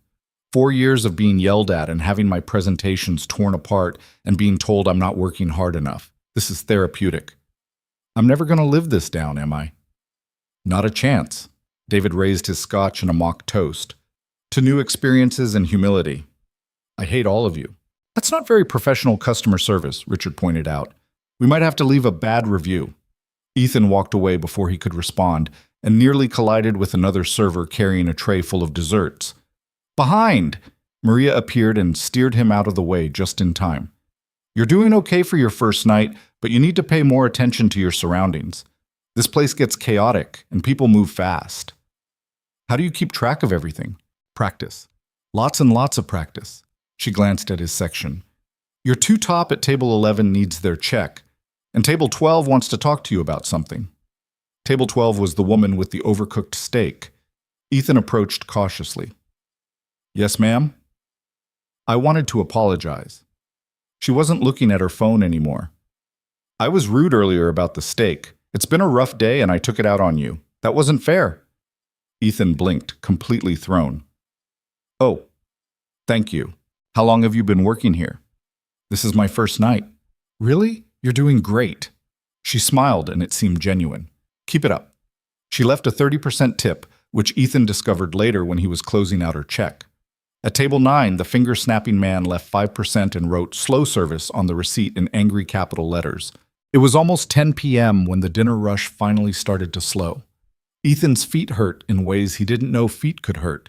His lower back was screaming from carrying heavy trays, and he'd burned his thumb on a hot plate despite Maya's warnings. But he'd survived. David's table was the last to leave, and they left him a $100 tip with a note that said, "You earned it, boss. How you holding up?" Claire appeared as Ethan was clearing the last of his tables, moving with the practiced exhaustion of someone who'd done this shift 1,000 times. I'm alive. Barely. You did better than I expected. Only dropped one fork, didn't spill anything, and only looked like you wanted to murder someone about 6 or 7 times. She helped him stack plates on his tray. What'd you think? Ethan paused, really considering the question. I thought it was going to be beneath me, like I'd be slumming it, proving a point, and then going back to my real life. He set the last plate on the tray. But it wasn't like that at all. What was it like? Exhausting, humbling, eye-opening. He picked up the tray, his muscles protesting. I've eaten at restaurants like this hundreds of times. Never once thought about what it takes to make the whole thing work. The timing, the coordination, the physical labor, and the way people treat you when they think you're just the help. You mean the way you treated me 2 nights ago? Yeah, like that. Ethan carried the tray to the dish station, where a teenager with headphones was already working through a mountain of plates. I was an asshole. You were, but you showed up tonight, which is more than most people in your position would do. Claire grabbed a rag and started wiping down tables. Want to know a secret? Sure. 3 people recognized you tonight. The couple at table 14, he works in commercial real estate. The woman at table 16, her husband is on the board of directors for one of your competitors. And the business dinner at table 8, they were discussing whether to bid against you on the Brooklyn project. Ethan froze. And they didn't say anything? Why would they? You were their waiter. People don't see wait staff as real people with real lives. We're just part of the scenery. Claire finished the table she was cleaning and moved to the next one. That's the lesson, Ethan. When you have power, you're visible. When you don't, you disappear. And most people in power have no idea what it's like to be invisible. But you do. I've been invisible for 6 years, served thousands of people who never looked at me twice, heard conversations they'd never have if they knew who I was, learned things about human nature that no amount of money could teach. She met his eyes. That's what my grandfather wanted me to understand. Power is an illusion. Humanity is real. The kitchen was winding down. Ramon was breaking down his station while shouting instructions in Spanish to the line cooks. Maya was counting her tips at the bar. Maria was rolling silverware into napkins while talking on her phone. Normal people doing normal work, living normal lives that had nothing to do with boardrooms and billion-dollar deals. And for the first time in years, Ethan felt like maybe he could be part of something like that. Something real. Same time Wednesday? Claire asked. Yeah, I'll be here. Good. She pulled off her apron and tossed it in the laundry bin. Get some rest. Wednesday's going to be busier. How is that possible? Wine club night. 100-person reservation, half of them already drunk when they arrive, all of them demanding and loud. Claire smiled at his expression. Welcome to the service industry, Ethan. It only gets weirder from here. She left through the back exit, and Ethan found himself alone in the empty dining room, surrounded by clean tables and the smell of lemon cleaner. His phone buzzed. Mrs. Chen, Sophie's asleep, but she waited up as long as she could. She made you a drawing. Guilt and affection twisted together in his chest. He'd missed bedtime again, but this time for a different reason. A better reason, maybe. He changed back into his suit in the staff bathroom, stuffing the uniform into the locker for Wednesday's shift. His reflection looked the same as it had 3 hours ago, but something felt different, smaller, maybe. More human. The drive home took 40 minutes through late-night Manhattan traffic. When Ethan walked through his front door at 11:15, Mrs. Chen was waiting in the kitchen with tea and a knowing expression. How was it? Harder than running a company. Ethan collapsed into a chair. My feet are killing me. That's what happens when you're on them for 6 hours straight. You'll get used to it. She pushed the tea toward him. Sophie's drawing is on the counter. It was another stick figure picture, this one showing Ethan in what was clearly meant to be a waiter's uniform, complete with a tray and what might have been wine glasses. My daddy works hard was written across the top in her careful letters. How did she know? Ethan asked. I told her you took a second job to help people. She was very proud. Mrs. Chen stood up. She wants to come see you work sometime. I told her maybe when she's older. Yeah, maybe. Ethan stared at the drawing, feeling something unfamiliar prickling behind his eyes. Mrs. Chen, can I ask you something? You're going to anyway. Did my wife ever say anything to you about me? About who I was becoming? Mrs. Chen's expression softened. She said you were drowning in your grief, and she didn't know how to reach you, that you'd built walls so high she couldn't find a way in anymore. She paused. She also said that somewhere under all that pain was the man she'd married. She just hoped he'd find his way back before it was too late. I think I'm trying to. Find my way back, I mean. I know. That's why I'm still here. Mrs. Chen picked up her purse. Get some sleep, Mr. Calloway. Tomorrow's going to be busy. Aren't they all? Yes, but tomorrow you have to be a father in the morning and a businessman during the day and a waiter at night. That's a lot of hats to wear. She stopped at the door. Just don't forget which one matters most. After she left, Ethan sat alone in the kitchen with Sophie's drawing and cold tea, thinking about the woman at table 12 who'd apologized, and the man at table 9 who'd snapped his fingers, and David and Marcus and Richard who'd turned his humiliation into a bonding experience. He thought about Claire Bennett, who could have destroyed him but chose education instead. And he thought about his wife, who died believing he was too far gone to save. Maybe she'd been wrong. Or maybe she'd just never lived long enough to see him hit bottom and decide to climb back up. Ethan went upstairs and checked on Sophie one more time. She was sprawled across her bed with the stuffed elephant on the floor and her covers kicked off. He tucked her back in, kissed her forehead, and whispered, I love you, to the sleeping child who'd waited up to see him come home. Then he went to his office and did something he hadn't done in months. He opened his email and typed a message to his assistant. Jennifer.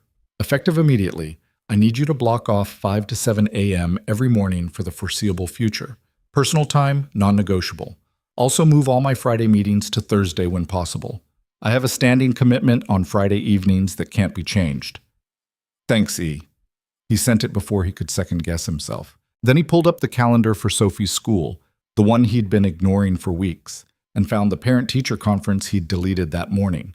He registered for a slot, added it to his calendar with 3 reminder alerts. Small steps, but steps nonetheless. Wednesday's shift was exactly as chaotic as Claire had promised. The wine club descended on the velvet room like a well-dressed tornado, demanding and loud and occasionally handsy in ways that made Ethan want to file harassment complaints on behalf of the entire staff. Just smile and move away, Maria advised after a drunk woman grabbed Ethan's arm and told him he had nice eyes. She's harmless, mostly. This is insane. This is Wednesday. Maria grabbed a tray of wine glasses and headed back into the chaos. Try to keep up. Ethan served 73 people that night, got called sweetheart by a woman old enough to be his grandmother, spilled red wine on his own pants, and discovered that drunk people tipped either incredibly well or incredibly poorly with no middle ground. He made $340 in tips and earned every penny. Friday was quieter, but somehow worse. A family with 3 children under the age of 6 sat in his section and proceeded to destroy everything within reach. Spaghetti on the floor, water spilled across the table, crayons everywhere, and parents who seemed genuinely surprised that their children were causing chaos.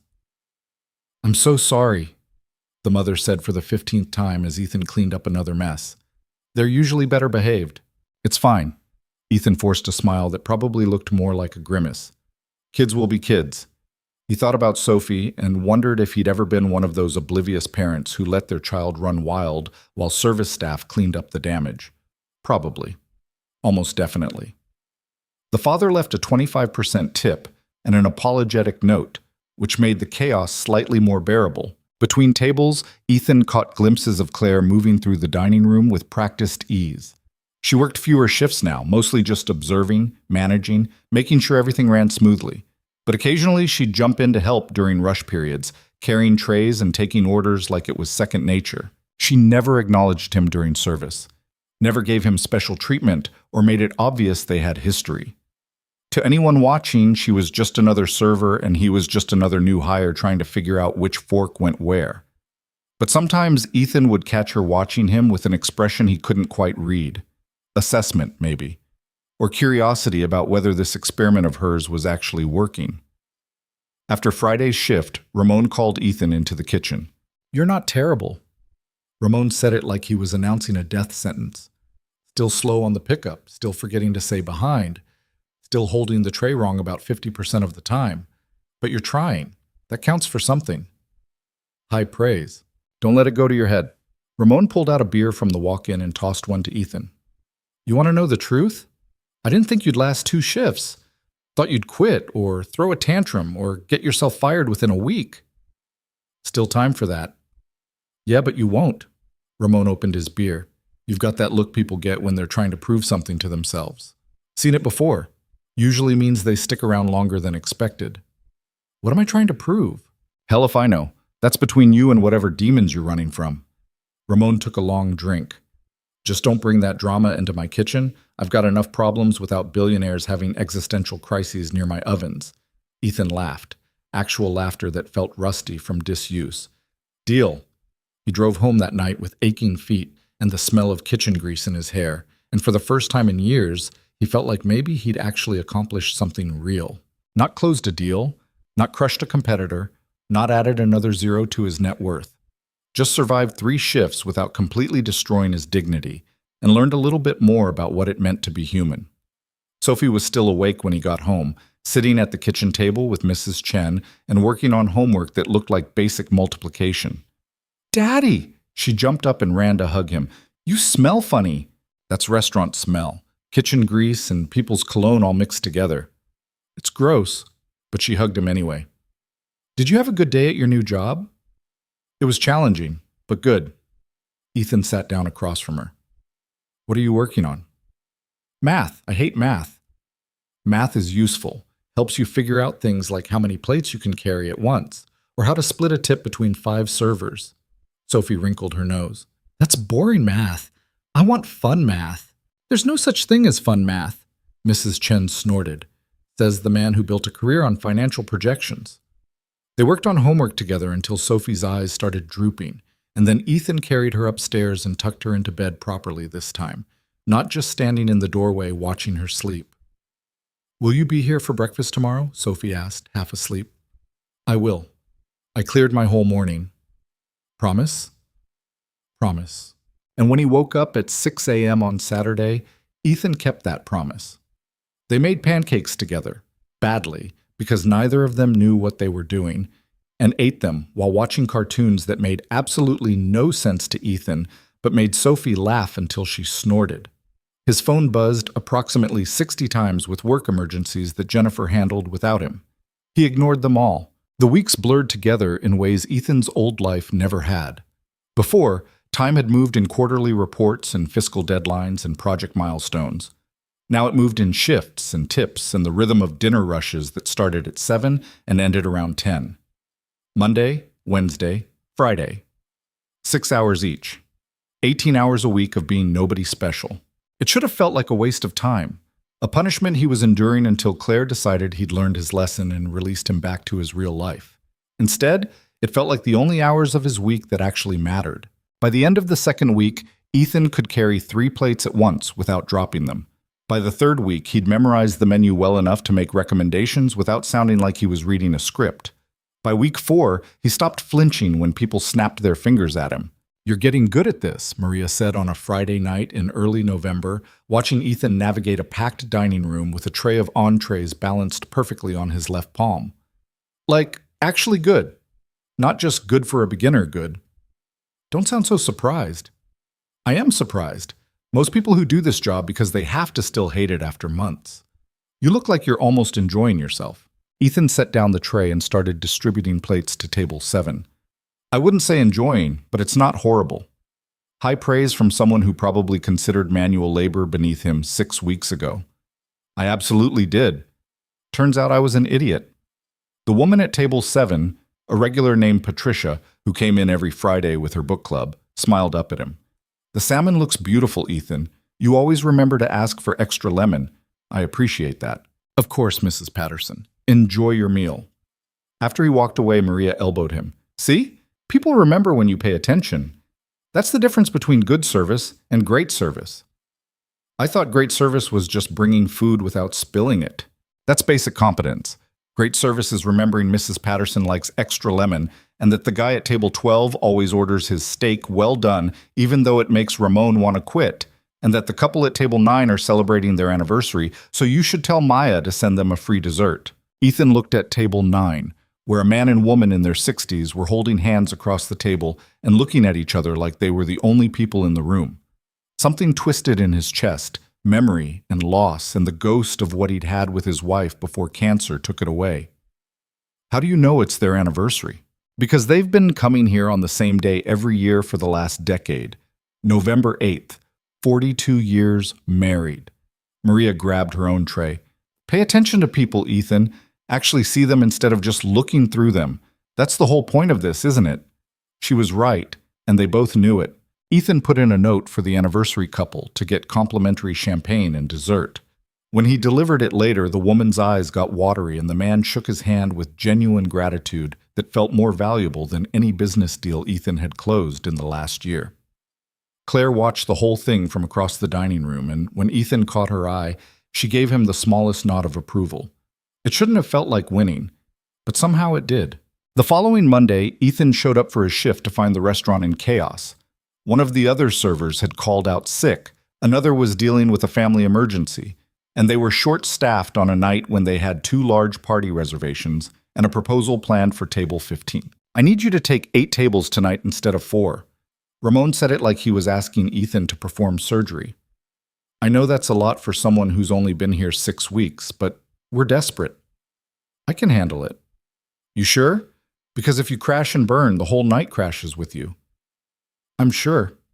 Ramon studied him for a moment, then nodded.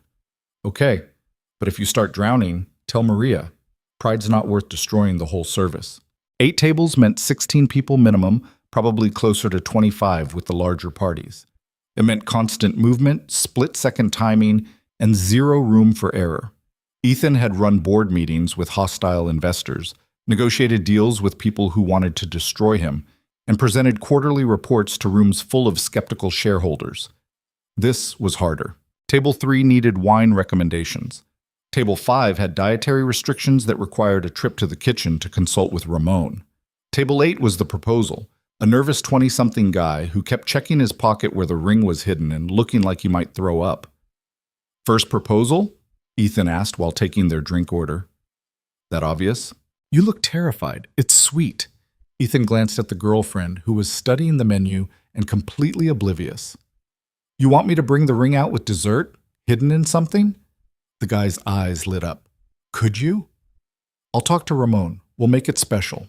Between managing his own tables, Ethan coordinated with Ramon on the proposal setup, a chocolate lava cake with the ring balanced on top, surrounded by raspberry coulis arranged in a heart shape because Ramon was secretly a romantic despite his tough exterior. "You tell anyone I did this and I'll deny it," Ramon muttered while plating the dessert with the kind of precision usually reserved for Michelin star restaurants. "Your secret's safe with me." The proposal happened at 9:47 p.m. The girlfriend cried, said yes, and the whole restaurant applauded. The guy shook Ethan's hand so hard it hurt, and left a tip that was probably more than he could afford, but felt appropriate for the moment. Ethan cleared their table with something warm and unfamiliar sitting in his chest. He'd helped facilitate that, had been part of a moment these two people would remember for the rest of their lives. When was the last time he'd done something that actually mattered to someone? Good work tonight.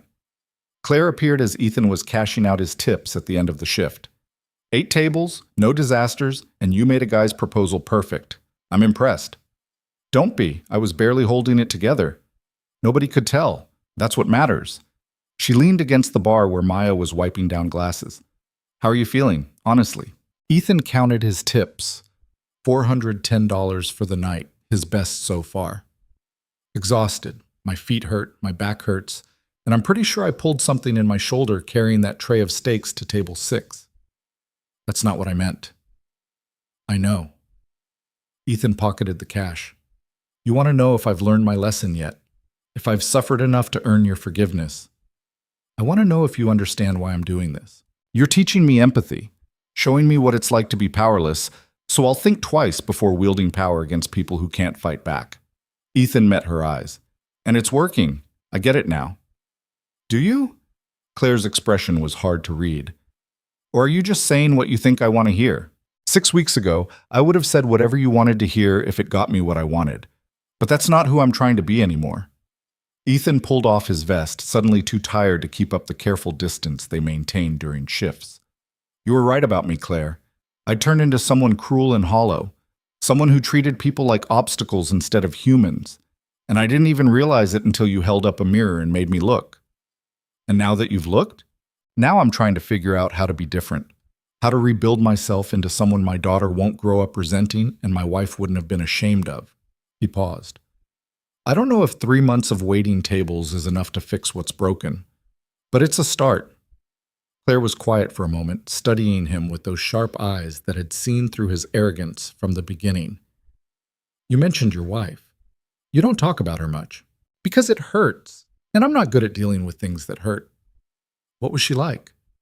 Ethan wasn't expecting the question, and for a second he considered deflecting, changing the subject, maintaining the walls he'd built around that particular pain. But he was tired of walls. She was kind, genuinely kind, not performatively kind like people are at charity galas. She saw the best in everyone, including me, even when I didn't deserve it. The words came slowly, rusty from years of avoidance. She made me laugh, made me want to be better, and when she got sick I watched her fight with everything she had, and it still wasn't enough. I'm sorry. Everyone's sorry. Sorry doesn't change anything.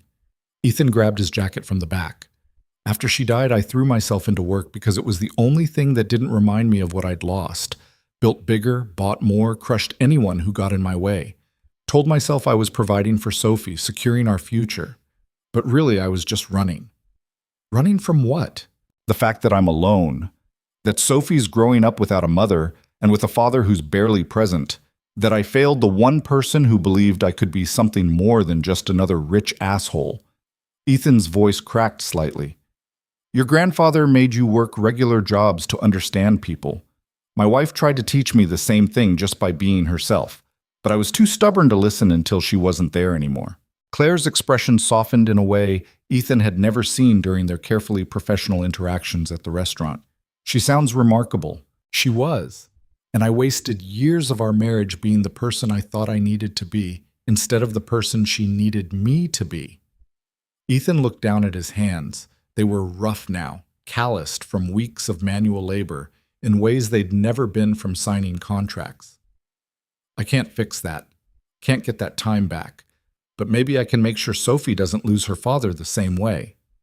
Is that why you kept your promise about breakfast with her? Why you started showing up to her school events? Ethan's head snapped up. How do you know about that? I pay attention. It's kind of my thing. Claire's smile was slight but genuine. Mrs. Chen mentioned it when she came in for lunch last week. Said you've been having breakfast with Sophie every morning for 6 weeks straight. Haven't missed a single day. Mrs. Chen was here? She wanted to see where you were working. Make sure I wasn't torturing you too badly. Claire pushed off from the bar. She also said Sophie's teacher told her you were the most engaged parent at the last conference, asked actual questions, stayed the whole time, volunteered to help with the class trip to the museum. It's not that impressive. It's basic parenting. It's impressive for you. 6 weeks ago, you couldn't be bothered to respond to your daughter's school emails. Now you're volunteering for field trips. Claire grabbed her own jacket. That's growth, Ethan. Real growth. They walked out together into the November night. The air was cold enough to see their breath, and the city was doing that thing where it looked almost clean after the rain, all reflected lights and wet pavement. "Can I ask you something?" Ethan said as they stood on the sidewalk outside the restaurant. "Sure." "Why didn't you just destroy me? You had every reason to. I humiliated you, threatened your employees, and walked into your restaurant acting like I owned the place. You could have called my debt due, tanked my company, and been completely justified. So why this? Why give me a chance to change?" Claire was quiet for a moment, watching a taxi splash through a puddle at the intersection. "Because my grandfather believed that people were worth saving, that everyone had the capacity to be better if given the right motivation." She turned to look at Ethan. "And because I saw something in you that night.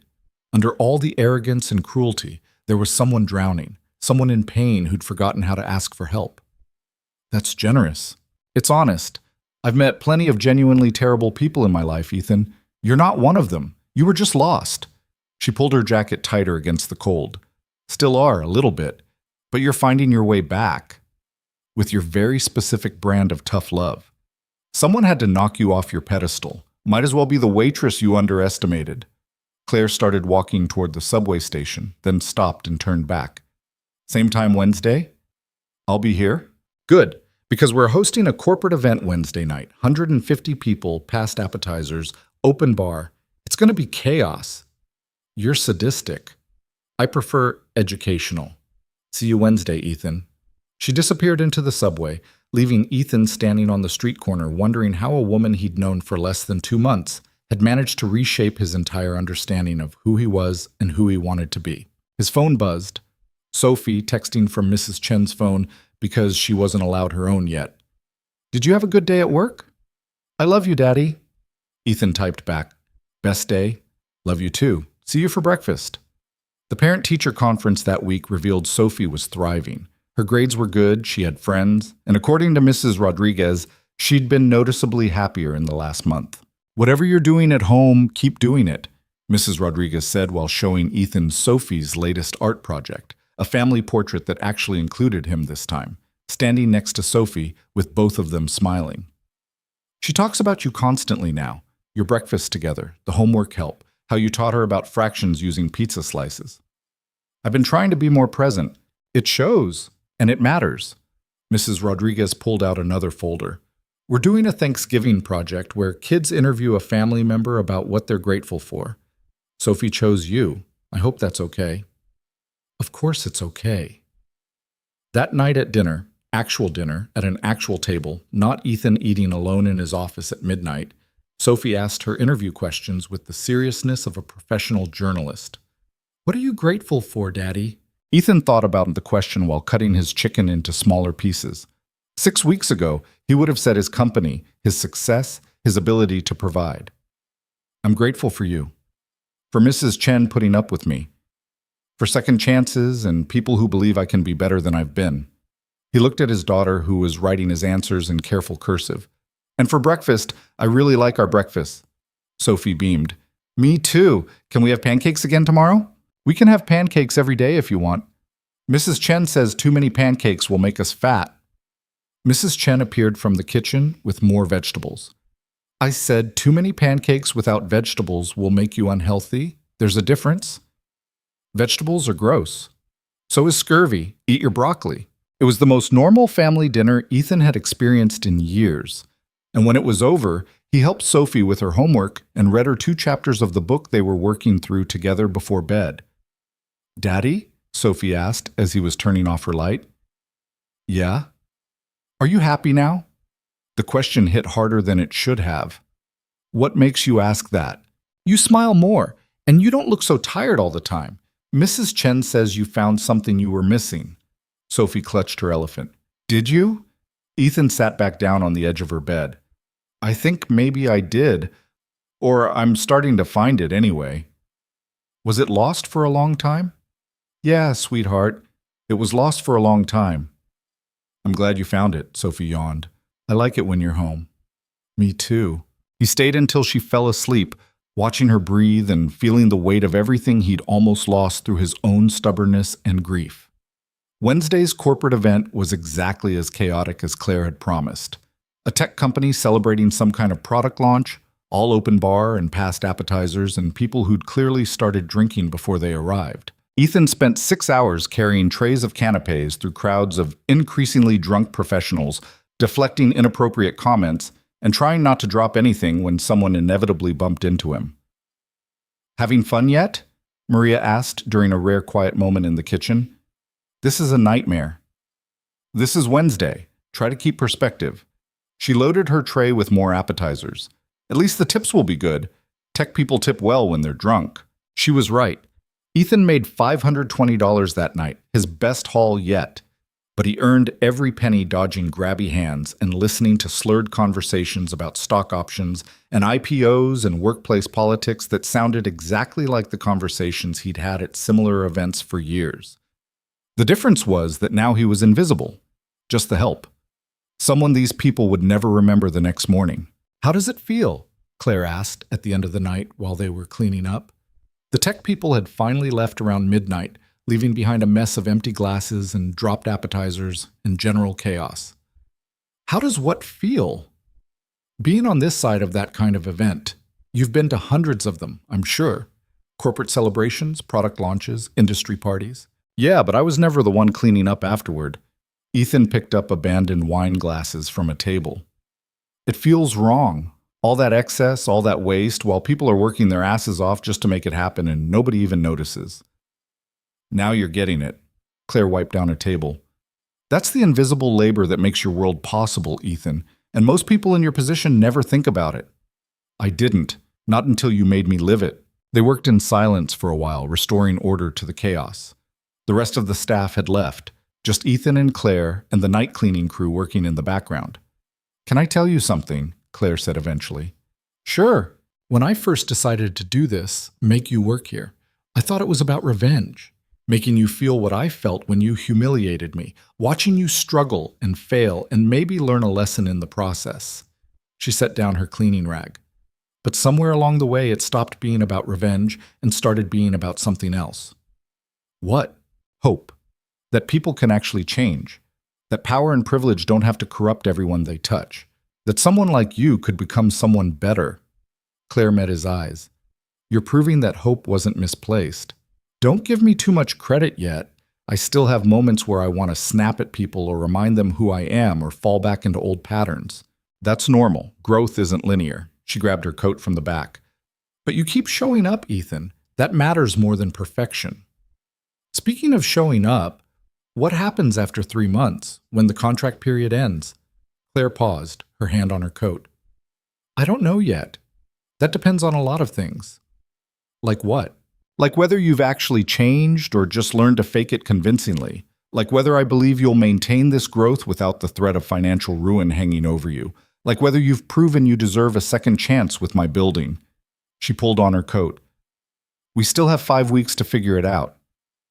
And if you decide I haven't changed enough, that I don't deserve that second chance, then you walk away with your debt restructured and your company intact, but without the property you wanted, and I find someone else to buy it. Someone who will treat the staff like humans instead of obstacles. That's fair. I'm always fair, Ethan. That's the difference between us. Claire headed toward the door, then stopped. Same time Friday? I'll be here.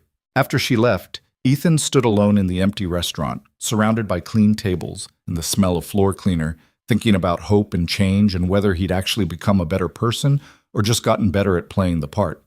The honest answer was he didn't know yet. But he was trying, and maybe that was enough for now.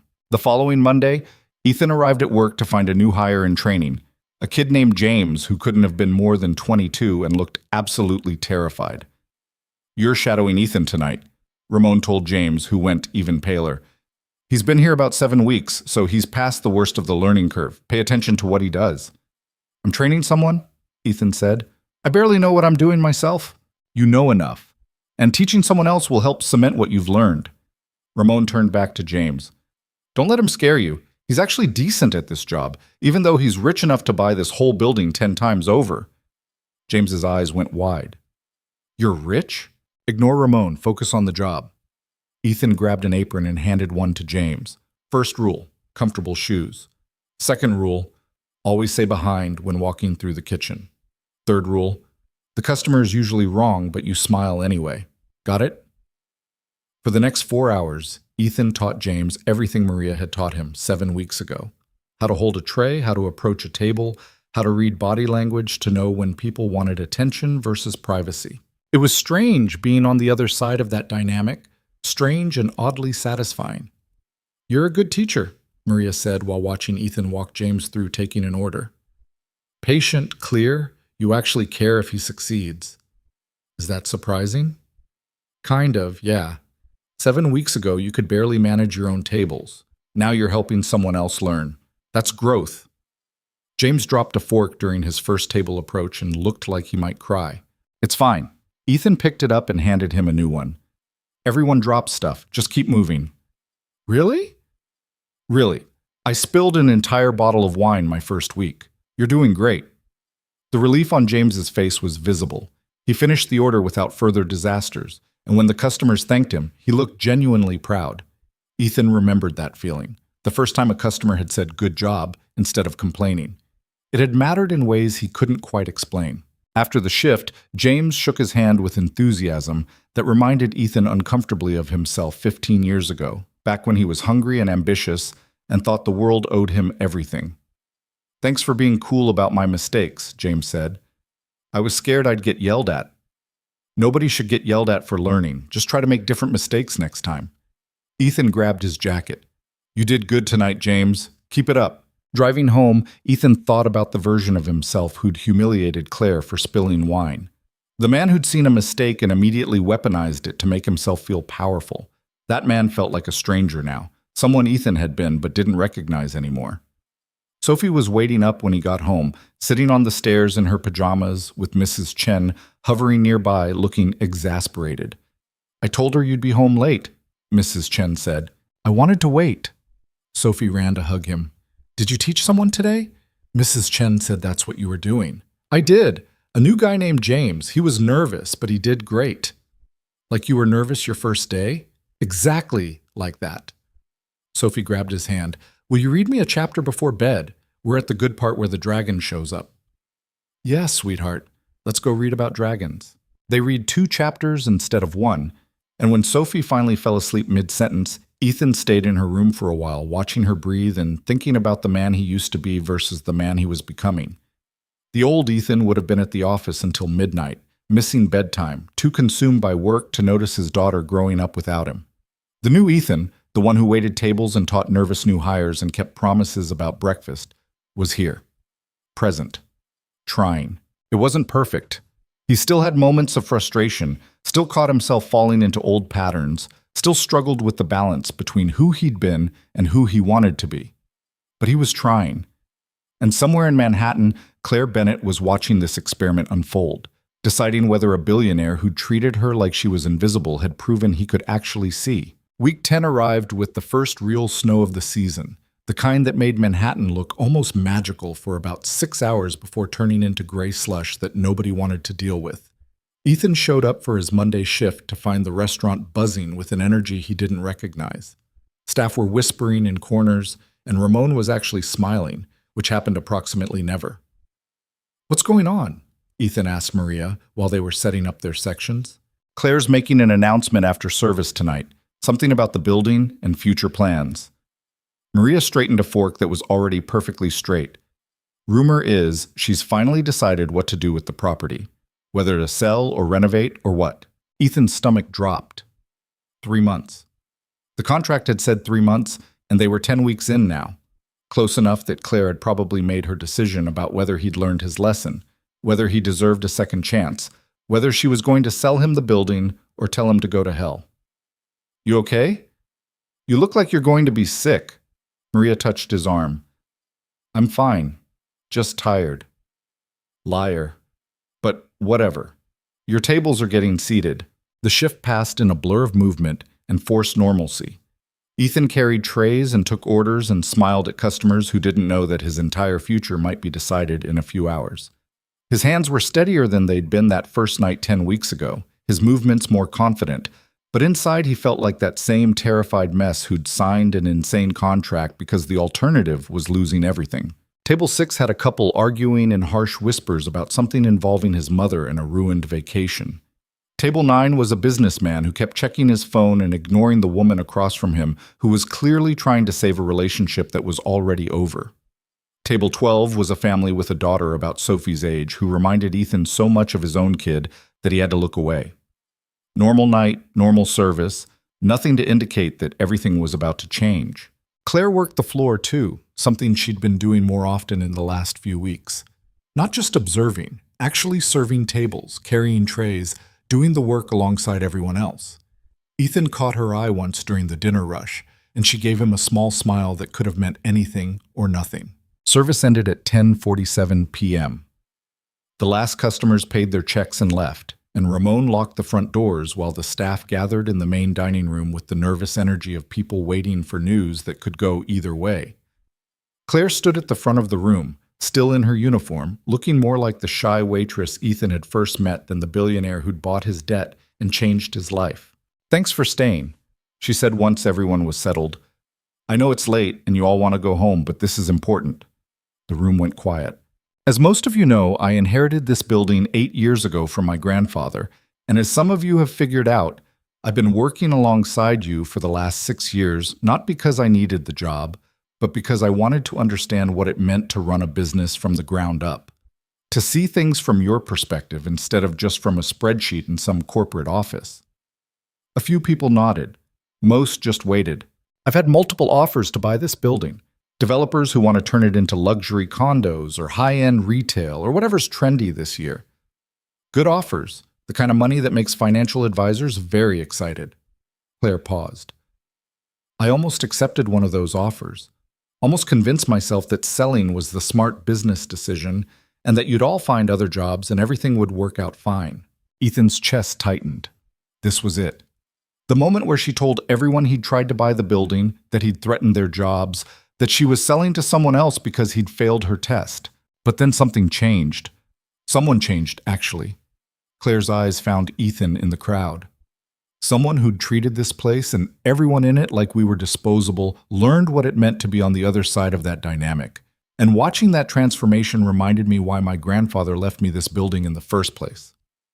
The staff started looking around, trying to figure out who she was talking about. A few landed on Ethan, recognition dawning. I'm not selling. Claire said it simply, no dramatics. Instead, I'm investing.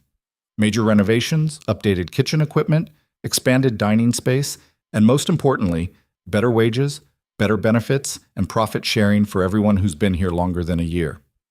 The room erupted. People hugging, crying, asking questions all at once. Ramon actually whooped, which Ethan had never heard him do. Maria grabbed his arm so hard it hurt. We're not losing our jobs? James looked like he might pass out from relief. You're not losing your jobs. You're getting raises. Claire smiled at the chaos she'd created. Details will be rolled out over the next month, but I wanted you to hear it from me first. This place isn't going anywhere, and neither are you. More chaos, more questions, more celebration. Claire answered what she could and promised detailed meetings with everyone individually to discuss the changes. Eventually, people started filtering out, heading home with the kind of happiness that came from unexpected security in an uncertain world. Ramon hugged Claire, which was completely out of character. Maya cried. Even the dishwasher, who never talked to anyone, thanked her in broken English. Ethan stayed in the back, watching it unfold and trying to process what had just happened. She wasn't selling. After everything, after his threats and his arrogance and the hostile takeover attempt she'd stopped, Claire had decided to keep the building and invest in the people who worked there, which meant she'd decided he'd failed her test. The realization sat heavy in his chest. He'd tried, changed his whole life, rebuilt his relationship with his daughter, learned humility and empathy and what it meant to actually see people instead of looking through them. And it hadn't been enough. You're still here. Claire appeared beside him once the last of the staff had left. They were alone in the empty dining room, just like that first night when she'd revealed who she really was. Yeah, I wanted to hear the decision. And what did you think? I think you made the right choice. Your staff deserves security and fair wages, and an owner who actually cares about them. Ethan forced a smile. Congratulations. Your grandfather would be proud. Claire studied him for a long moment. You think I'm not selling to you specifically, aren't you? Walk with me. She grabbed her coat and headed toward the back exit. Ethan followed, confused but willing to see where this went. They ended up on the street behind the building, where the snow was still relatively clean and the city noise was muted by the late hour. Claire leaned against the brick wall and looked up at the building like she was seeing it for the first time. I meant what I said in there. Someone changed. And that someone was you, Ethan. But you're not selling because you don't need to buy it anymore. That's not what this was ever about. Claire turned to look at him. 10 weeks ago, you wanted this building because it was valuable, a good investment, another property to add to your empire. You would have gutted it, fired everyone, and turned it into something that made you richer. I know, and I'm sorry. Let me finish. Her voice was gentle but firm. You don't want that anymore. I can see it in how you work, how you talk to the staff, how you looked when I announced those raises and benefits. You were happy for them, Ethan. Genuinely happy that people you used to dismiss as obstacles were getting something good. So what does that mean? It means you passed the test. Not by earning the right to buy my building, but by realizing you don't want to anymore. You don't want to be the person who destroys things for profit. You want to be the person who builds things that matter. Claire pulled out a folder from her bag, because of course she had a folder ready, which is why I have a different proposal. Ethan took the folder, his hands shaking slightly. Inside were architectural plans, financial projections, and a partnership agreement that made his brain stutter trying to process. You want me to co-invest in the renovation? As a partner? A silent partner with no operational control.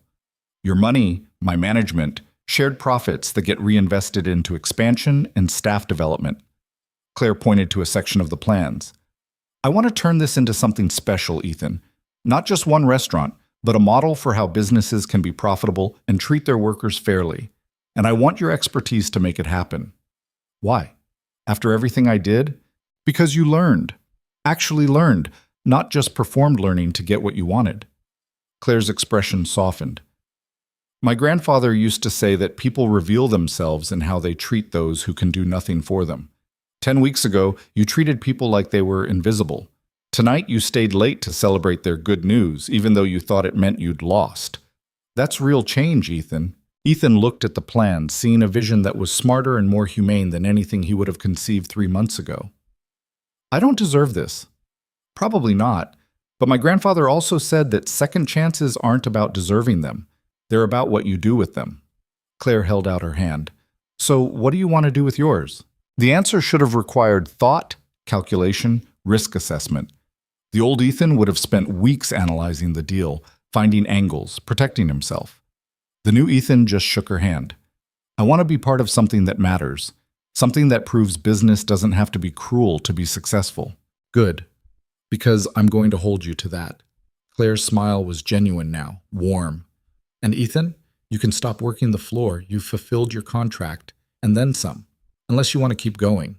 Can I? Keep working shifts, I mean. Maybe just 1 a week instead of 3. Claire's eyebrows went up. You actually want to keep waitressing? I want to remember what this feels like. Being part of something instead of just owning it. Actually knowing the people who make the business work instead of just seeing them as labor costs. Ethan looked back at the building. 1 shift a week keeps me honest. Reminds me why we're doing this. 1 shift a week it is, but you're getting paid market rate this time, not minimum wage, and you're training new hires, since you've apparently gotten good at that. They stood there in the snow for a while, 2 billionaires who'd found each other in the strangest possible way and somehow ended up building something that might actually change lives. I should get home, Ethan finally said. Sophie has a thing at school tomorrow morning, and I promised I'd be there early to help set up. How is Sophie? Good. Really good, actually. Happy. She keeps asking when she can meet you since Mrs. Chen apparently told her about the nice lady who made Daddy learn to be nicer. Claire laughed. I'd like to meet her too. Maybe once this partnership is official and we're not just former adversaries working through complicated feelings. Are they complicated? Our feelings? Aren't they? Claire met his eyes, and there was something there that Ethan hadn't noticed before. Or maybe he had noticed and just hadn't let himself acknowledge it because acknowledging it meant admitting he was capable of feeling something other than grief and anger. Yeah, they're definitely complicated. Ethan clutched the folder. I'll have my lawyers review this and get back to you within the week. Is that okay? That's perfect. Take your time. Make sure it's what you want. Ethan started to walk away, then stopped. Claire? Yeah? Thank you. For not destroying me when you could have. For giving me a chance to remember who I used to be before I lost myself. For believing I could be better. You did the hard part, Ethan. I just created the circumstances. She pulled her coat tighter against the cold. Now go home to your daughter, and don't forget about breakfast tomorrow. I won't. The drive home felt different somehow, lighter, like Ethan had been carrying something heavy for years and finally found a place to set it down. Sophie was asleep, of course. It was almost midnight, but she'd left a drawing on his pillow that showed two stick figures holding hands. One was labeled Daddy, and the other was labeled Claire, with a heart between them. Mrs. Chen was going to have some explaining to do. But when Ethan woke up at 6 a.m. to make breakfast, Mrs. Chen just smiled knowingly and didn't say anything except, Sophie thinks anyone who makes you happy must be wonderful. Children are simple like that. We're not. It's just a business partnership. Of course it is. That's why you're smiling at your coffee like it personally did something wonderful. Mrs. Chen started pulling out pancake ingredients. Complicated feelings, Mr. Calloway. We all have them. The trick is figuring out what to do with them. Sophie came downstairs in her school uniform, saw the pancake ingredients, and cheered. They made breakfast together, a routine now, something Ethan looked forward to more than any business meeting. Mrs. Chen says you have a new friend, Sophie said while mixing batter with more enthusiasm than precision. Mrs. Chen talks too much. I do not. I observe and report. Mrs. Chen handed Sophie more flour. Her name is Claire. She's my business partner. Ethan tried to keep his voice casual. We're working on a project together. Is she nice? Very nice. She's smart and fair, and she believes people can change if they really try. Do you like her? The question was innocent, the way all of Sophie's questions were, but it hit something in Ethan's chest that he thought was permanently closed off after his wife died. Yeah, sweetheart, I like her. Good. You should have friends. Mrs. Chen says you work too much to have friends. Mrs. Chen should write a book about everything she says. It would be a bestseller, Mrs. Chen smirked. They ate pancakes and talked about Sophie's school project and the class field trip Ethan had volunteered to chaperone next month. Normal family breakfast, the kind Ethan had taken for granted before his wife got sick and then couldn't have any more after she died. He'd gotten it back. Not the same as before. Nothing would ever be the same, but different, new. Built on foundations he'd had to learn from scratch at 32 years old while waiting tables and remembering what it meant to be human. The partnership with Claire became official 3 weeks later, after lawyers reviewed everything, and Ethan's board had approximately 17 collective heart attacks about their CEO co-investing in a restaurant renovation. It's not about the restaurant. Ethan explained to David, Marcus, and Richard during a meeting where they all looked at him like he'd lost his mind. It's about proving that our company can invest in projects that prioritize people alongside profits, that we can be successful without being cruel. That's very noble, Ethan. It's also financially risky and completely off-brand for our usual acquisitions. David pulled up spreadsheets that showed exactly how risky.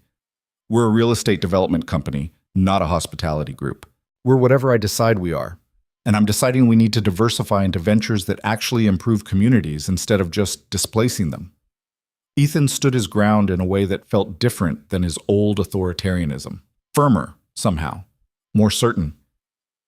This partnership with Claire is the first step. If it works, when it works, we'll expand the model. Invest in businesses that treat workers fairly, share profits, contribute to neighborhoods instead of destroying them. You've changed. Marcus said it like an observation, not a judgment. I hope so. The old version of me was miserable and making everyone around him miserable too. This version might actually build something worth leaving to my daughter. They approved the investment, though David grumbled about it for weeks. The renovation started in January with Claire managing the project and Ethan consulting on the business structure. They met twice a week to review progress, discuss challenges, and argue about details in ways that felt more like collaboration than conflict. "You can't cheap out on the kitchen equipment," Claire said during one meeting, pointing to Ethan's suggested budget cuts. "Ramon needs commercial-grade everything, or the whole operation falls apart. I'm not cheating out, I'm being fiscally responsible." "You're being cheap. There's a difference." She pulled up comparison data.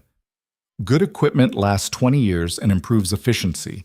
Cheap equipment breaks in 5 and costs more in repairs. Do the actual math, Ethan." He did the math.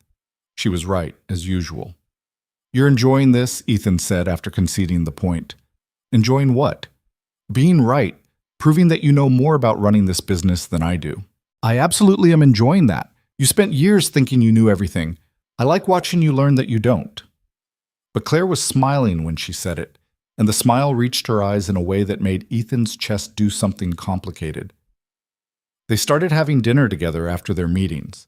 Just two colleagues discussing business over meals, nothing inappropriate or complicated. Except it was complicated and they both knew it. "Sophie keeps asking when she can meet you." Ethan mentioned during one of those dinners, somewhere around late February when the renovation was halfway done. "What does she know about me?" "That you're my business partner, that you're smart and kind, that you taught me to be a better person." Ethan paused. "And that Mrs. Chen thinks you're wonderful," which apparently is high praise. "Mrs. Chen met me once for 15 minutes. She's very perceptive. It's terrifying, honestly." Claire laughed and the sound made something warm bloom in Ethan's chest. "I'd like to meet Sophie, if you think it's appropriate." "I think she'd love it. Fair warning, though, she's 7 and has no filter. She'll probably ask if we're dating within the first 5 minutes." "Are we?" Claire's expression was carefully neutral, giving nothing away. "I don't know. Are we?" Ethan set down his wine glass. "Because I thought we were just business partners, but then I started looking forward to our meetings more than anything else in my week. And when you smile at me like that, I forget what we're supposed to be discussing. And I think about you when I should be thinking about quarterly reports." "That's very honest. I'm trying to be better about that. Honesty, vulnerability, all the things I used to think were weaknesses." Claire reached across the table and took his hand. "I think about you too, more than I probably should for someone who started this whole thing planning to teach you a lesson about humility. How'd that work out?" "Better than expected. Turns out watching someone actually change is more compelling than I anticipated." She squeezed his hand. "But this is complicated, Ethan. We have a business partnership, a history that started with you threatening my employees, and a significant power imbalance, even though we're technically equals now." "I know, and if you're not interested, that's completely fine. I'll understand and we can keep this professional." Ethan meant it, even though the thought of Claire just being his business partner felt like losing something he'd barely acknowledged wanting. "I didn't say I wasn't interested, I said it was complicated." Claire smiled. "Let me meet Sophie first. See if I can handle the chaos of your actual life instead of just the controlled environment of business meetings. Then we'll figure out what this is." Sophie met Claire 3 weeks later at a Sunday brunch that Mrs. Chen orchestrated with the precision of a military operation. "Remember, be polite. Don't ask rude questions. And for the love of everything, do not mention that drawing you made of your father and Claire holding hands." Mrs. Chen straightened Sophie's dress for the 3rd time. "Why not?" "Because adults are weird about feelings, and we have to let them figure things out slowly." "That's dumb." "Yes, it is, but that's how it works." Claire arrived exactly on time, bringing flowers for Mrs. Chen and a book for Sophie about a dragon who learned to be brave. "I heard you like dragons." Claire knelt down to Sophie's level, not talking down to her the way most adults did. "I love dragons. Daddy and I are reading a series about them." Sophie grabbed the book and immediately started flipping through the pages. "This one looks so cool. Can we read it tonight, Daddy?" "Absolutely." Brunch was chaotic in the way family meals with a 7-year-old always were. Sophie talked nonstop about school and her friends and the science project she was working on about butterflies. Claire listened with genuine interest, asked thoughtful questions, and didn't flinch when Sophie spilled juice across the table. "You're good with her," Ethan said quietly, while Sophie was showing Claire her butterfly research upstairs. "She's easy to be good with. She's smart and funny and exactly the right amount of chaotic." Claire helped Sophie spread out her notes on the floor. You're raising her well, Ethan. I'm trying, still figuring it out as I go. That's all any parent can do. When Claire left 3 hours later, Sophie hugged her goodbye with the easy affection of someone who'd decided they liked a person and didn't see any reason to hide it. I like her, Sophie announced after Claire's car pulled away. She's smart and she doesn't treat me like I'm stupid. Can she come over again? Maybe, if she wants to. She wants to. I could tell. Sophie grabbed her new dragon book. Mrs. Chen was right. She is wonderful. Everyone keeps saying that. Because it's true. You should marry her. Sophie, what? You like her, she likes you. She's nice to me and Mrs. Chen approves. That's basically all the important stuff. Sophie headed upstairs with her book.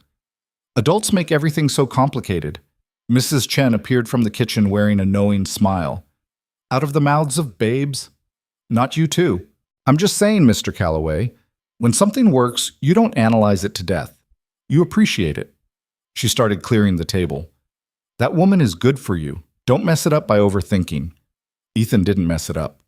Over the next 2 months, he and Claire moved from business dinners to actual dates, from professional partnership to something that felt like the beginning of something real. It wasn't smooth. They argued about business decisions and personal boundaries and how to balance their complicated history with their evolving present. Claire pushed back when Ethan fell into old patterns of assuming he knew best, and Ethan learned to actually listen instead of just waiting for his turn to talk. You're doing that thing again, Claire said during one argument about the restaurant's marketing strategy. What thing? The thing where you think you're right and everyone else just needs to see your logic. I have a marketing degree and 6 years of industry experience. Maybe trust that I know what I'm talking about. Ethan bit back his instinctive defensive response and actually considered her point. You're right. I'm sorry. Tell me your plan again, and this time I'll listen instead of formulating counter-arguments. Was that growth I just witnessed? From Ethan Calloway? Someone alert the media. Shut up and explain your marketing strategy. She did, and it was brilliant, and Ethan approved it without trying to modify it to feel like it was his idea too. Small victories, but they added up. The restaurant reopened in May with a celebration that drew crowds and media attention and genuine excitement about what Claire and Ethan had built together. The staff had their raises and profit sharing. The kitchen gleamed with new equipment. The dining room had been expanded and modernized while maintaining the historic character that made it special. And most importantly, it felt like a place built on respect instead of exploitation. This is what we're capable of when we actually care about people, Claire said during her speech at the reopening. When we see workers as partners instead of costs, when we build businesses that serve communities instead of extracting from them. This restaurant is proof that you can be profitable and humane, that success doesn't require cruelty. The staff applauded. Ramon actually got emotional, and Ethan stood in the back watching Claire command the room and realized he was completely in love with her. Not because she was brilliant or successful or beautiful, though she was all those things, but because she'd seen him at his absolute worst and still believed he could be better, because she'd torn him down and built him back up into someone he actually recognized in the mirror, because she made him want to keep growing instead of staying comfortable. You're staring, Sophie whispered. She'd insisted on coming to the reopening, dressed in her favorite dress, and taking her role as Ethan's date very seriously. I'm observing. You're staring at Claire like she's the only person in the room. Mrs. Chen says that's how you know someone's in love. Mrs. Chen needs to stop analyzing my feelings. She's usually right, though. Sophie grabbed his hand. Are you going to tell her? Tell her what? That you love her. Adults are so dumb about this stuff. Just say it. It's complicated, sweetheart. No, it's not. You love her. She loves you. Everyone can see it, except apparently you two. Sophie sighed like she was the adult, and Ethan was the clueless child. Just tell her, Daddy, before someone else does. Ethan waited until after the event, until the crowds had left, and it was just him and Claire doing a final walkthrough of the restaurant. We did it. Claire ran her hand along the new bar top. Built something that actually matters. You did it. I just provided capital and occasionally useful business insight. You did more than that. You proved that people can change. That someone who started out threatening my staff could end up being the partner who fights hardest for their rights and wages. Claire turned to face him. That's not nothing, Ethan. I had a good teacher. You were a willing student. That's the part that matters. They stood there as the empty restaurant, surrounded by evidence of what they'd built together. And Ethan thought about Sophie's advice to just say it. I'm in love with you. The words came out less smooth than he'd planned. I know that's complicated given how we started and the business partnership and Sophie and all the reasons this might be a terrible idea. But I'm in love with you, and I wanted you to know. Claire smiled, slow and genuine. That's good. Because I'm in love with you too, and I was starting to worry you'd never figure it out. Sophie said everyone could see it except us. Sophie's a smart kid. Claire closed the distance between them. So what do we do about this? I have no idea. I'm terrible at relationships. My track record is one marriage that ended in tragedy and a decade of emotional unavailability. Well, I'm a billionaire who spent 6 years pretending to be a waitress and then blackmailed you into manual labor as a teaching moment, so we're both disasters. Claire took his hand. But maybe we can figure it out together. Yeah, I'd like that. They kissed in the empty restaurant where everything had started and ended and begun again, and it felt like the first honest thing Ethan had done in years. Life didn't suddenly become perfect. Ethan still struggled with old patterns, still had moments where he wanted to control everything and everyone around him. Claire still pushed back when he got too authoritative, and they still argued about business decisions and personal boundaries, but they figured it out. Slowly, imperfectly, with help from Sophie's blunt 7-year-old wisdom and Mrs. Chen's knowing observations. The restaurant became a model that they expanded to 3 more locations over the next 2 years. Ethan restructured his company's entire acquisition strategy to prioritize community impact alongside profits. Sophie got older and wiser, and never stopped being exactly the right amount of chaos. And somewhere in the middle of all that growth and change and building something that actually mattered, Ethan realized he'd become someone his wife would recognize again. Someone who saw people instead of obstacles. Someone who used power to lift others up instead of pushing them down. Someone who'd learned that being broken down and rebuilt by a woman who refused to accept less than his best self was the greatest gift he'd ever received. You're thinking too much again, Claire said one night while they were having dinner at the original restaurant location.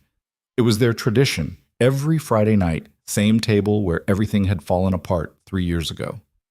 I'm thinking about how different everything is now, how different I am. Better different or worse different? Better. Definitely better. Ethan reached across the table and took her hand. Thank you. For not destroying me when you could have. For seeing something worth saving underneath all the arrogance and cruelty. You did the hard work, Ethan. I just created the circumstances. Claire squeezed his hand. And for what it's worth, I'm glad you walked into my restaurant that night, even though you were absolutely terrible. I was the worst, the absolute worst, but you got better. She smiled. And that's what matters, not where we start, but whether we're willing to grow. Sophie appeared at their table. She'd been helping in the kitchen with Ramon, who'd become something like a grandfather figure to her over the years. Ramon says dinner's almost ready and you two need to stop being gross and romantic because you're making the other customers jealous. Ramon should mind his business, but Ethan was smiling. He says that's impossible when you two are this obvious. Sophie climbed into the chair between them. Can I have the pasta tonight? With the sauce that's really good? You can have whatever you want, sweetheart. Then I want the pasta, and I want you guys to stop being weird about how much you like each other, and just be normal. Sophie grabbed a breadstick. You're getting married anyway. Everyone knows it. Ethan and Claire looked at each other across the table, caught somewhere between embarrassment and amusement. You're very sure about that, Claire said. Mrs. Chen told me Daddy's going to propose soon.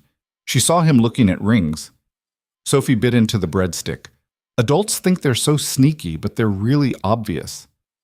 Mrs. Chen is fired, Ethan muttered. No, she's not. You'd be lost without her. Sophie finished her breadstick.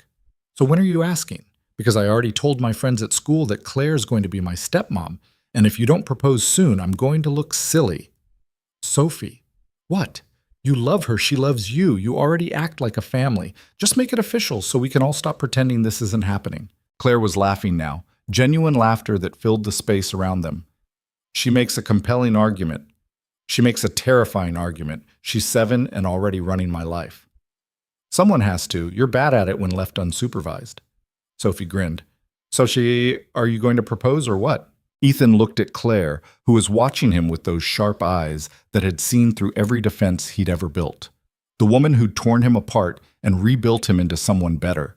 The partner who challenged him and supported him and never let him get away with being less than his best self. The person he wanted to spend the rest of his life trying to deserve. What do you think? He asked Claire. Should I propose? Or is Sophie getting ahead of herself? Sophie's never gotten ahead of herself in her life. She just sees what's obvious to everyone else. Claire's smile was soft and genuine. So yeah, Ethan, you should probably propose, eventually, when you're ready. I'm ready now. The words came easy, easier than anything Ethan had said in years. I've been ready since about 6 months after you blackmailed me into waiting tables and taught me what it meant to actually be human. I was just waiting for the right moment. This is the right moment, Sophie said with absolute certainty. Right here, right now in the restaurant where everything started. That's romantic. I don't have the ring with me. So? Words first, ring later. That's how proposals work. Sophie gestured impatiently. Come on, Daddy, don't overthink it. Ethan stood up and moved to Claire's side of the table. The restaurant around them had gone quiet. The staff watching, other diners paying attention, Ramon probably filming from the kitchen. This is happening in front of everyone, sir, Claire said. Yeah, is that okay? It's perfect. She took his hand. Ask me. Claire Bennett, you're the most frustrating, brilliant, compassionate person I've ever met. You saw through every defense I'd built and refused to accept anything less than my best self. You taught me to be human again when I'd forgotten how. You showed me that power without empathy is just cruelty, and that real strength comes from lifting people up instead of pushing them down. Ethan's voice was steady, sure. I love you, Sophie loves you. Even Mrs. Chen loves you, which is basically impossible. Will you marry me and continue tolerating my mess while I try to be worthy of you for the rest of my life? That's the worst proposal I've ever heard, but Claire was crying and smiling at the same time. Yes, obviously yes. The restaurant erupted, staff cheering, customers applauding, Ramon yelling something in Spanish that was probably inappropriate but definitely supportive. Sophie hugged them both and announced to the entire room that she was going to be a flower girl, and they better not try to talk her out of it. And Ethan stood there in the middle of the chaos he'd helped create. The restaurant, the relationship, the life he'd rebuilt from the ashes of who he used to be, and felt something he hadn't felt since before his wife died. Complete. Not because everything was perfect. It wasn't. He still had bad days and old patterns and moments where he forgot the lessons he'd learned. But he had people who called him on it, who loved him enough to push back, who saw his potential and refused to let him settle for anything less. That was worth more than every building he'd ever bought and every deal he'd ever closed. That was everything. Later that night, after dinner was finished and Sophie was asleep, and Mrs. Chen had gone home wearing a smile that suggested she'd known this was coming all along, Ethan and Claire stood on the balcony of his penthouse looking out at the city. You know this means you're stuck with me now, Claire said, leaning against him. All my chaos and high standards and tendency to call you out when you're being an idiot. I'm counting on it. Someone has to keep me honest. And you're stuck with Sophie and Mrs. Chen and Friday night dinners at the restaurant and all the messy reality that comes with actually living a life instead of just accumulating wealth. Best deal I ever made. Ethan kissed the top of her head. Thank you for saving me from myself. You saved yourself, Ethan. I just created the circumstances that made it possible. Claire turned to face him. That's what love is, I think. Not fixing someone or changing them, just creating space for them to become who they already were underneath all the damage. When did you get so wise? 6 years of serving rich people taught me a lot about human nature. Turns out most of you are just scared kids in expensive suits, trying to prove you matter by accumulating things that don't actually mean anything. That's dark. It's true. But it doesn't have to stay that way. Claire gestured at the city below them. Look at what we built, Ethan. A business that proves you can be profitable without being cruel. A partnership that proves power and empathy aren't mutually exclusive. A life that proves people can change if they actually try. You think other people will follow the model? Some will, some won't. But we proved it's possible. That matters. They stood there watching the city breathe. Two people who'd found each other in the wreckage of old patterns and built something new from the pieces. The restaurant kept growing. The model expanded. Other businesses started adopting similar profit-sharing and wage structures, proving that Claire and Ethan's partnership wasn't just an anomaly, but a viable path forward. Ethan never stopped working one shift a week at the original location. Every Friday night, he'd put on the uniform and serve tables alongside staff who'd watched him transform from arrogant billionaire to something approaching a decent human being. "You don't have to keep doing this," Maria told him one Friday, about 5 years after that first terrible shift. "You're literally the co-owner. Nobody expects you to wait tables." "I expect me to. Keeps me grounded." Ethan balanced a tray with the easy competence that came from years of practice. "Reminds me where I came from and where I could end up again if I stopped paying attention." "You're weird, boss." "Yeah, but I'm consistently weird, which counts for something." Sophie grew up watching her father work shifts at the restaurant, learning that labor had dignity regardless of who was doing it. She learned to treat service workers with respect because she'd seen her father be service workers. She learned that wealth was a tool, not an identity, and that how you used power mattered more than how much of it you had. On her 16th birthday, she asked if she could work a shift at the restaurant. "You don't have to do that," Ethan said. "You're not being punished for anything." "I know, but you and Claire always talk about how working there changed your life and taught you important things. I want to understand what that means." Sophie pulled her hair back. "Plus, Ramon said he'd teach me to make his secret sauce if I can handle the dinner rush without crying." "Ramon's a sadist." "Ramon's great.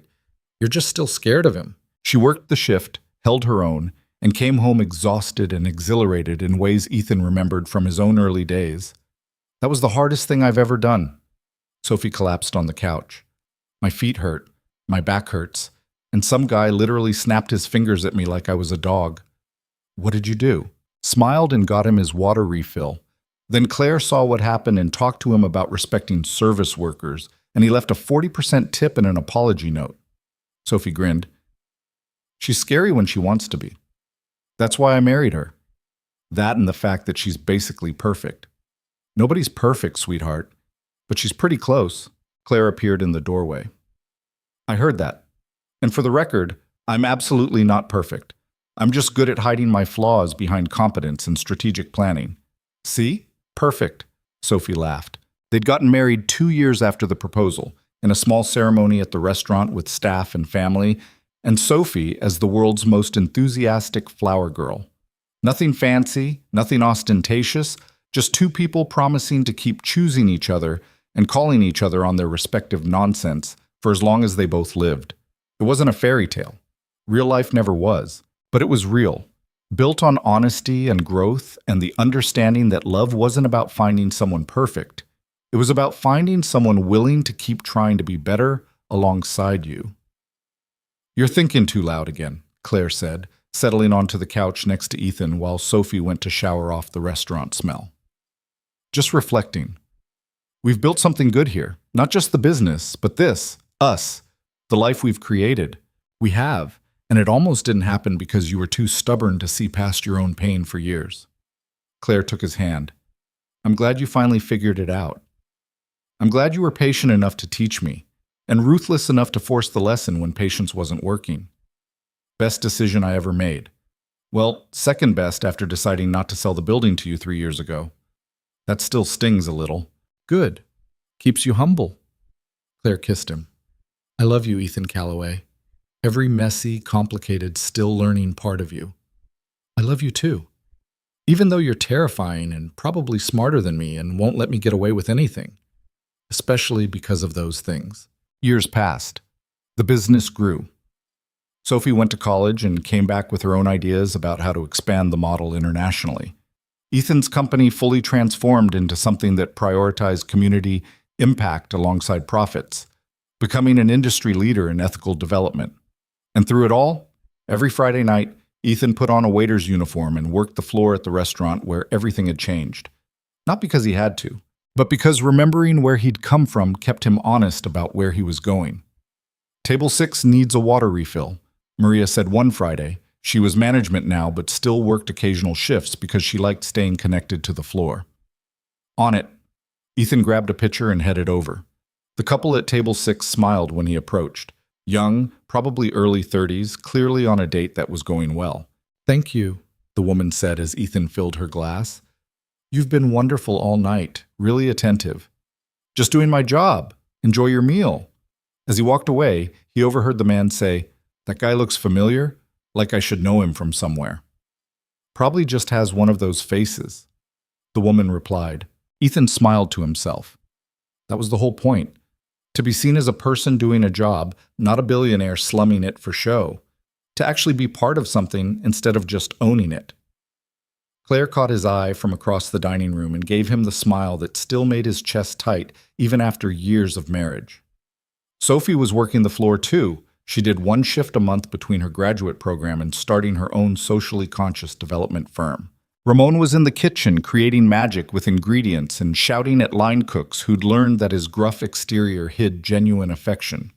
Mrs. Chen was having dinner at her favorite table with friends, pretending she didn't still keep track of Ethan's every move. And Ethan Calloway, former ruthless billionaire, reformed asshole, current waiter and partner, and father and husband, carried water pitchers and cleared plates and lived the kind of life his wife would have recognized. The kind of life that mattered. Not because it was perfect or easy or without struggle, but because it was real. Built on the understanding that power meant nothing without empathy, that wealth was worthless without purpose, and that the only thing worth building was something that made the world a little bit better for everyone in it. That was the lesson. Not the one Ethan thought he was learning when Claire first made him put on that uniform, but the one that saved his life anyway.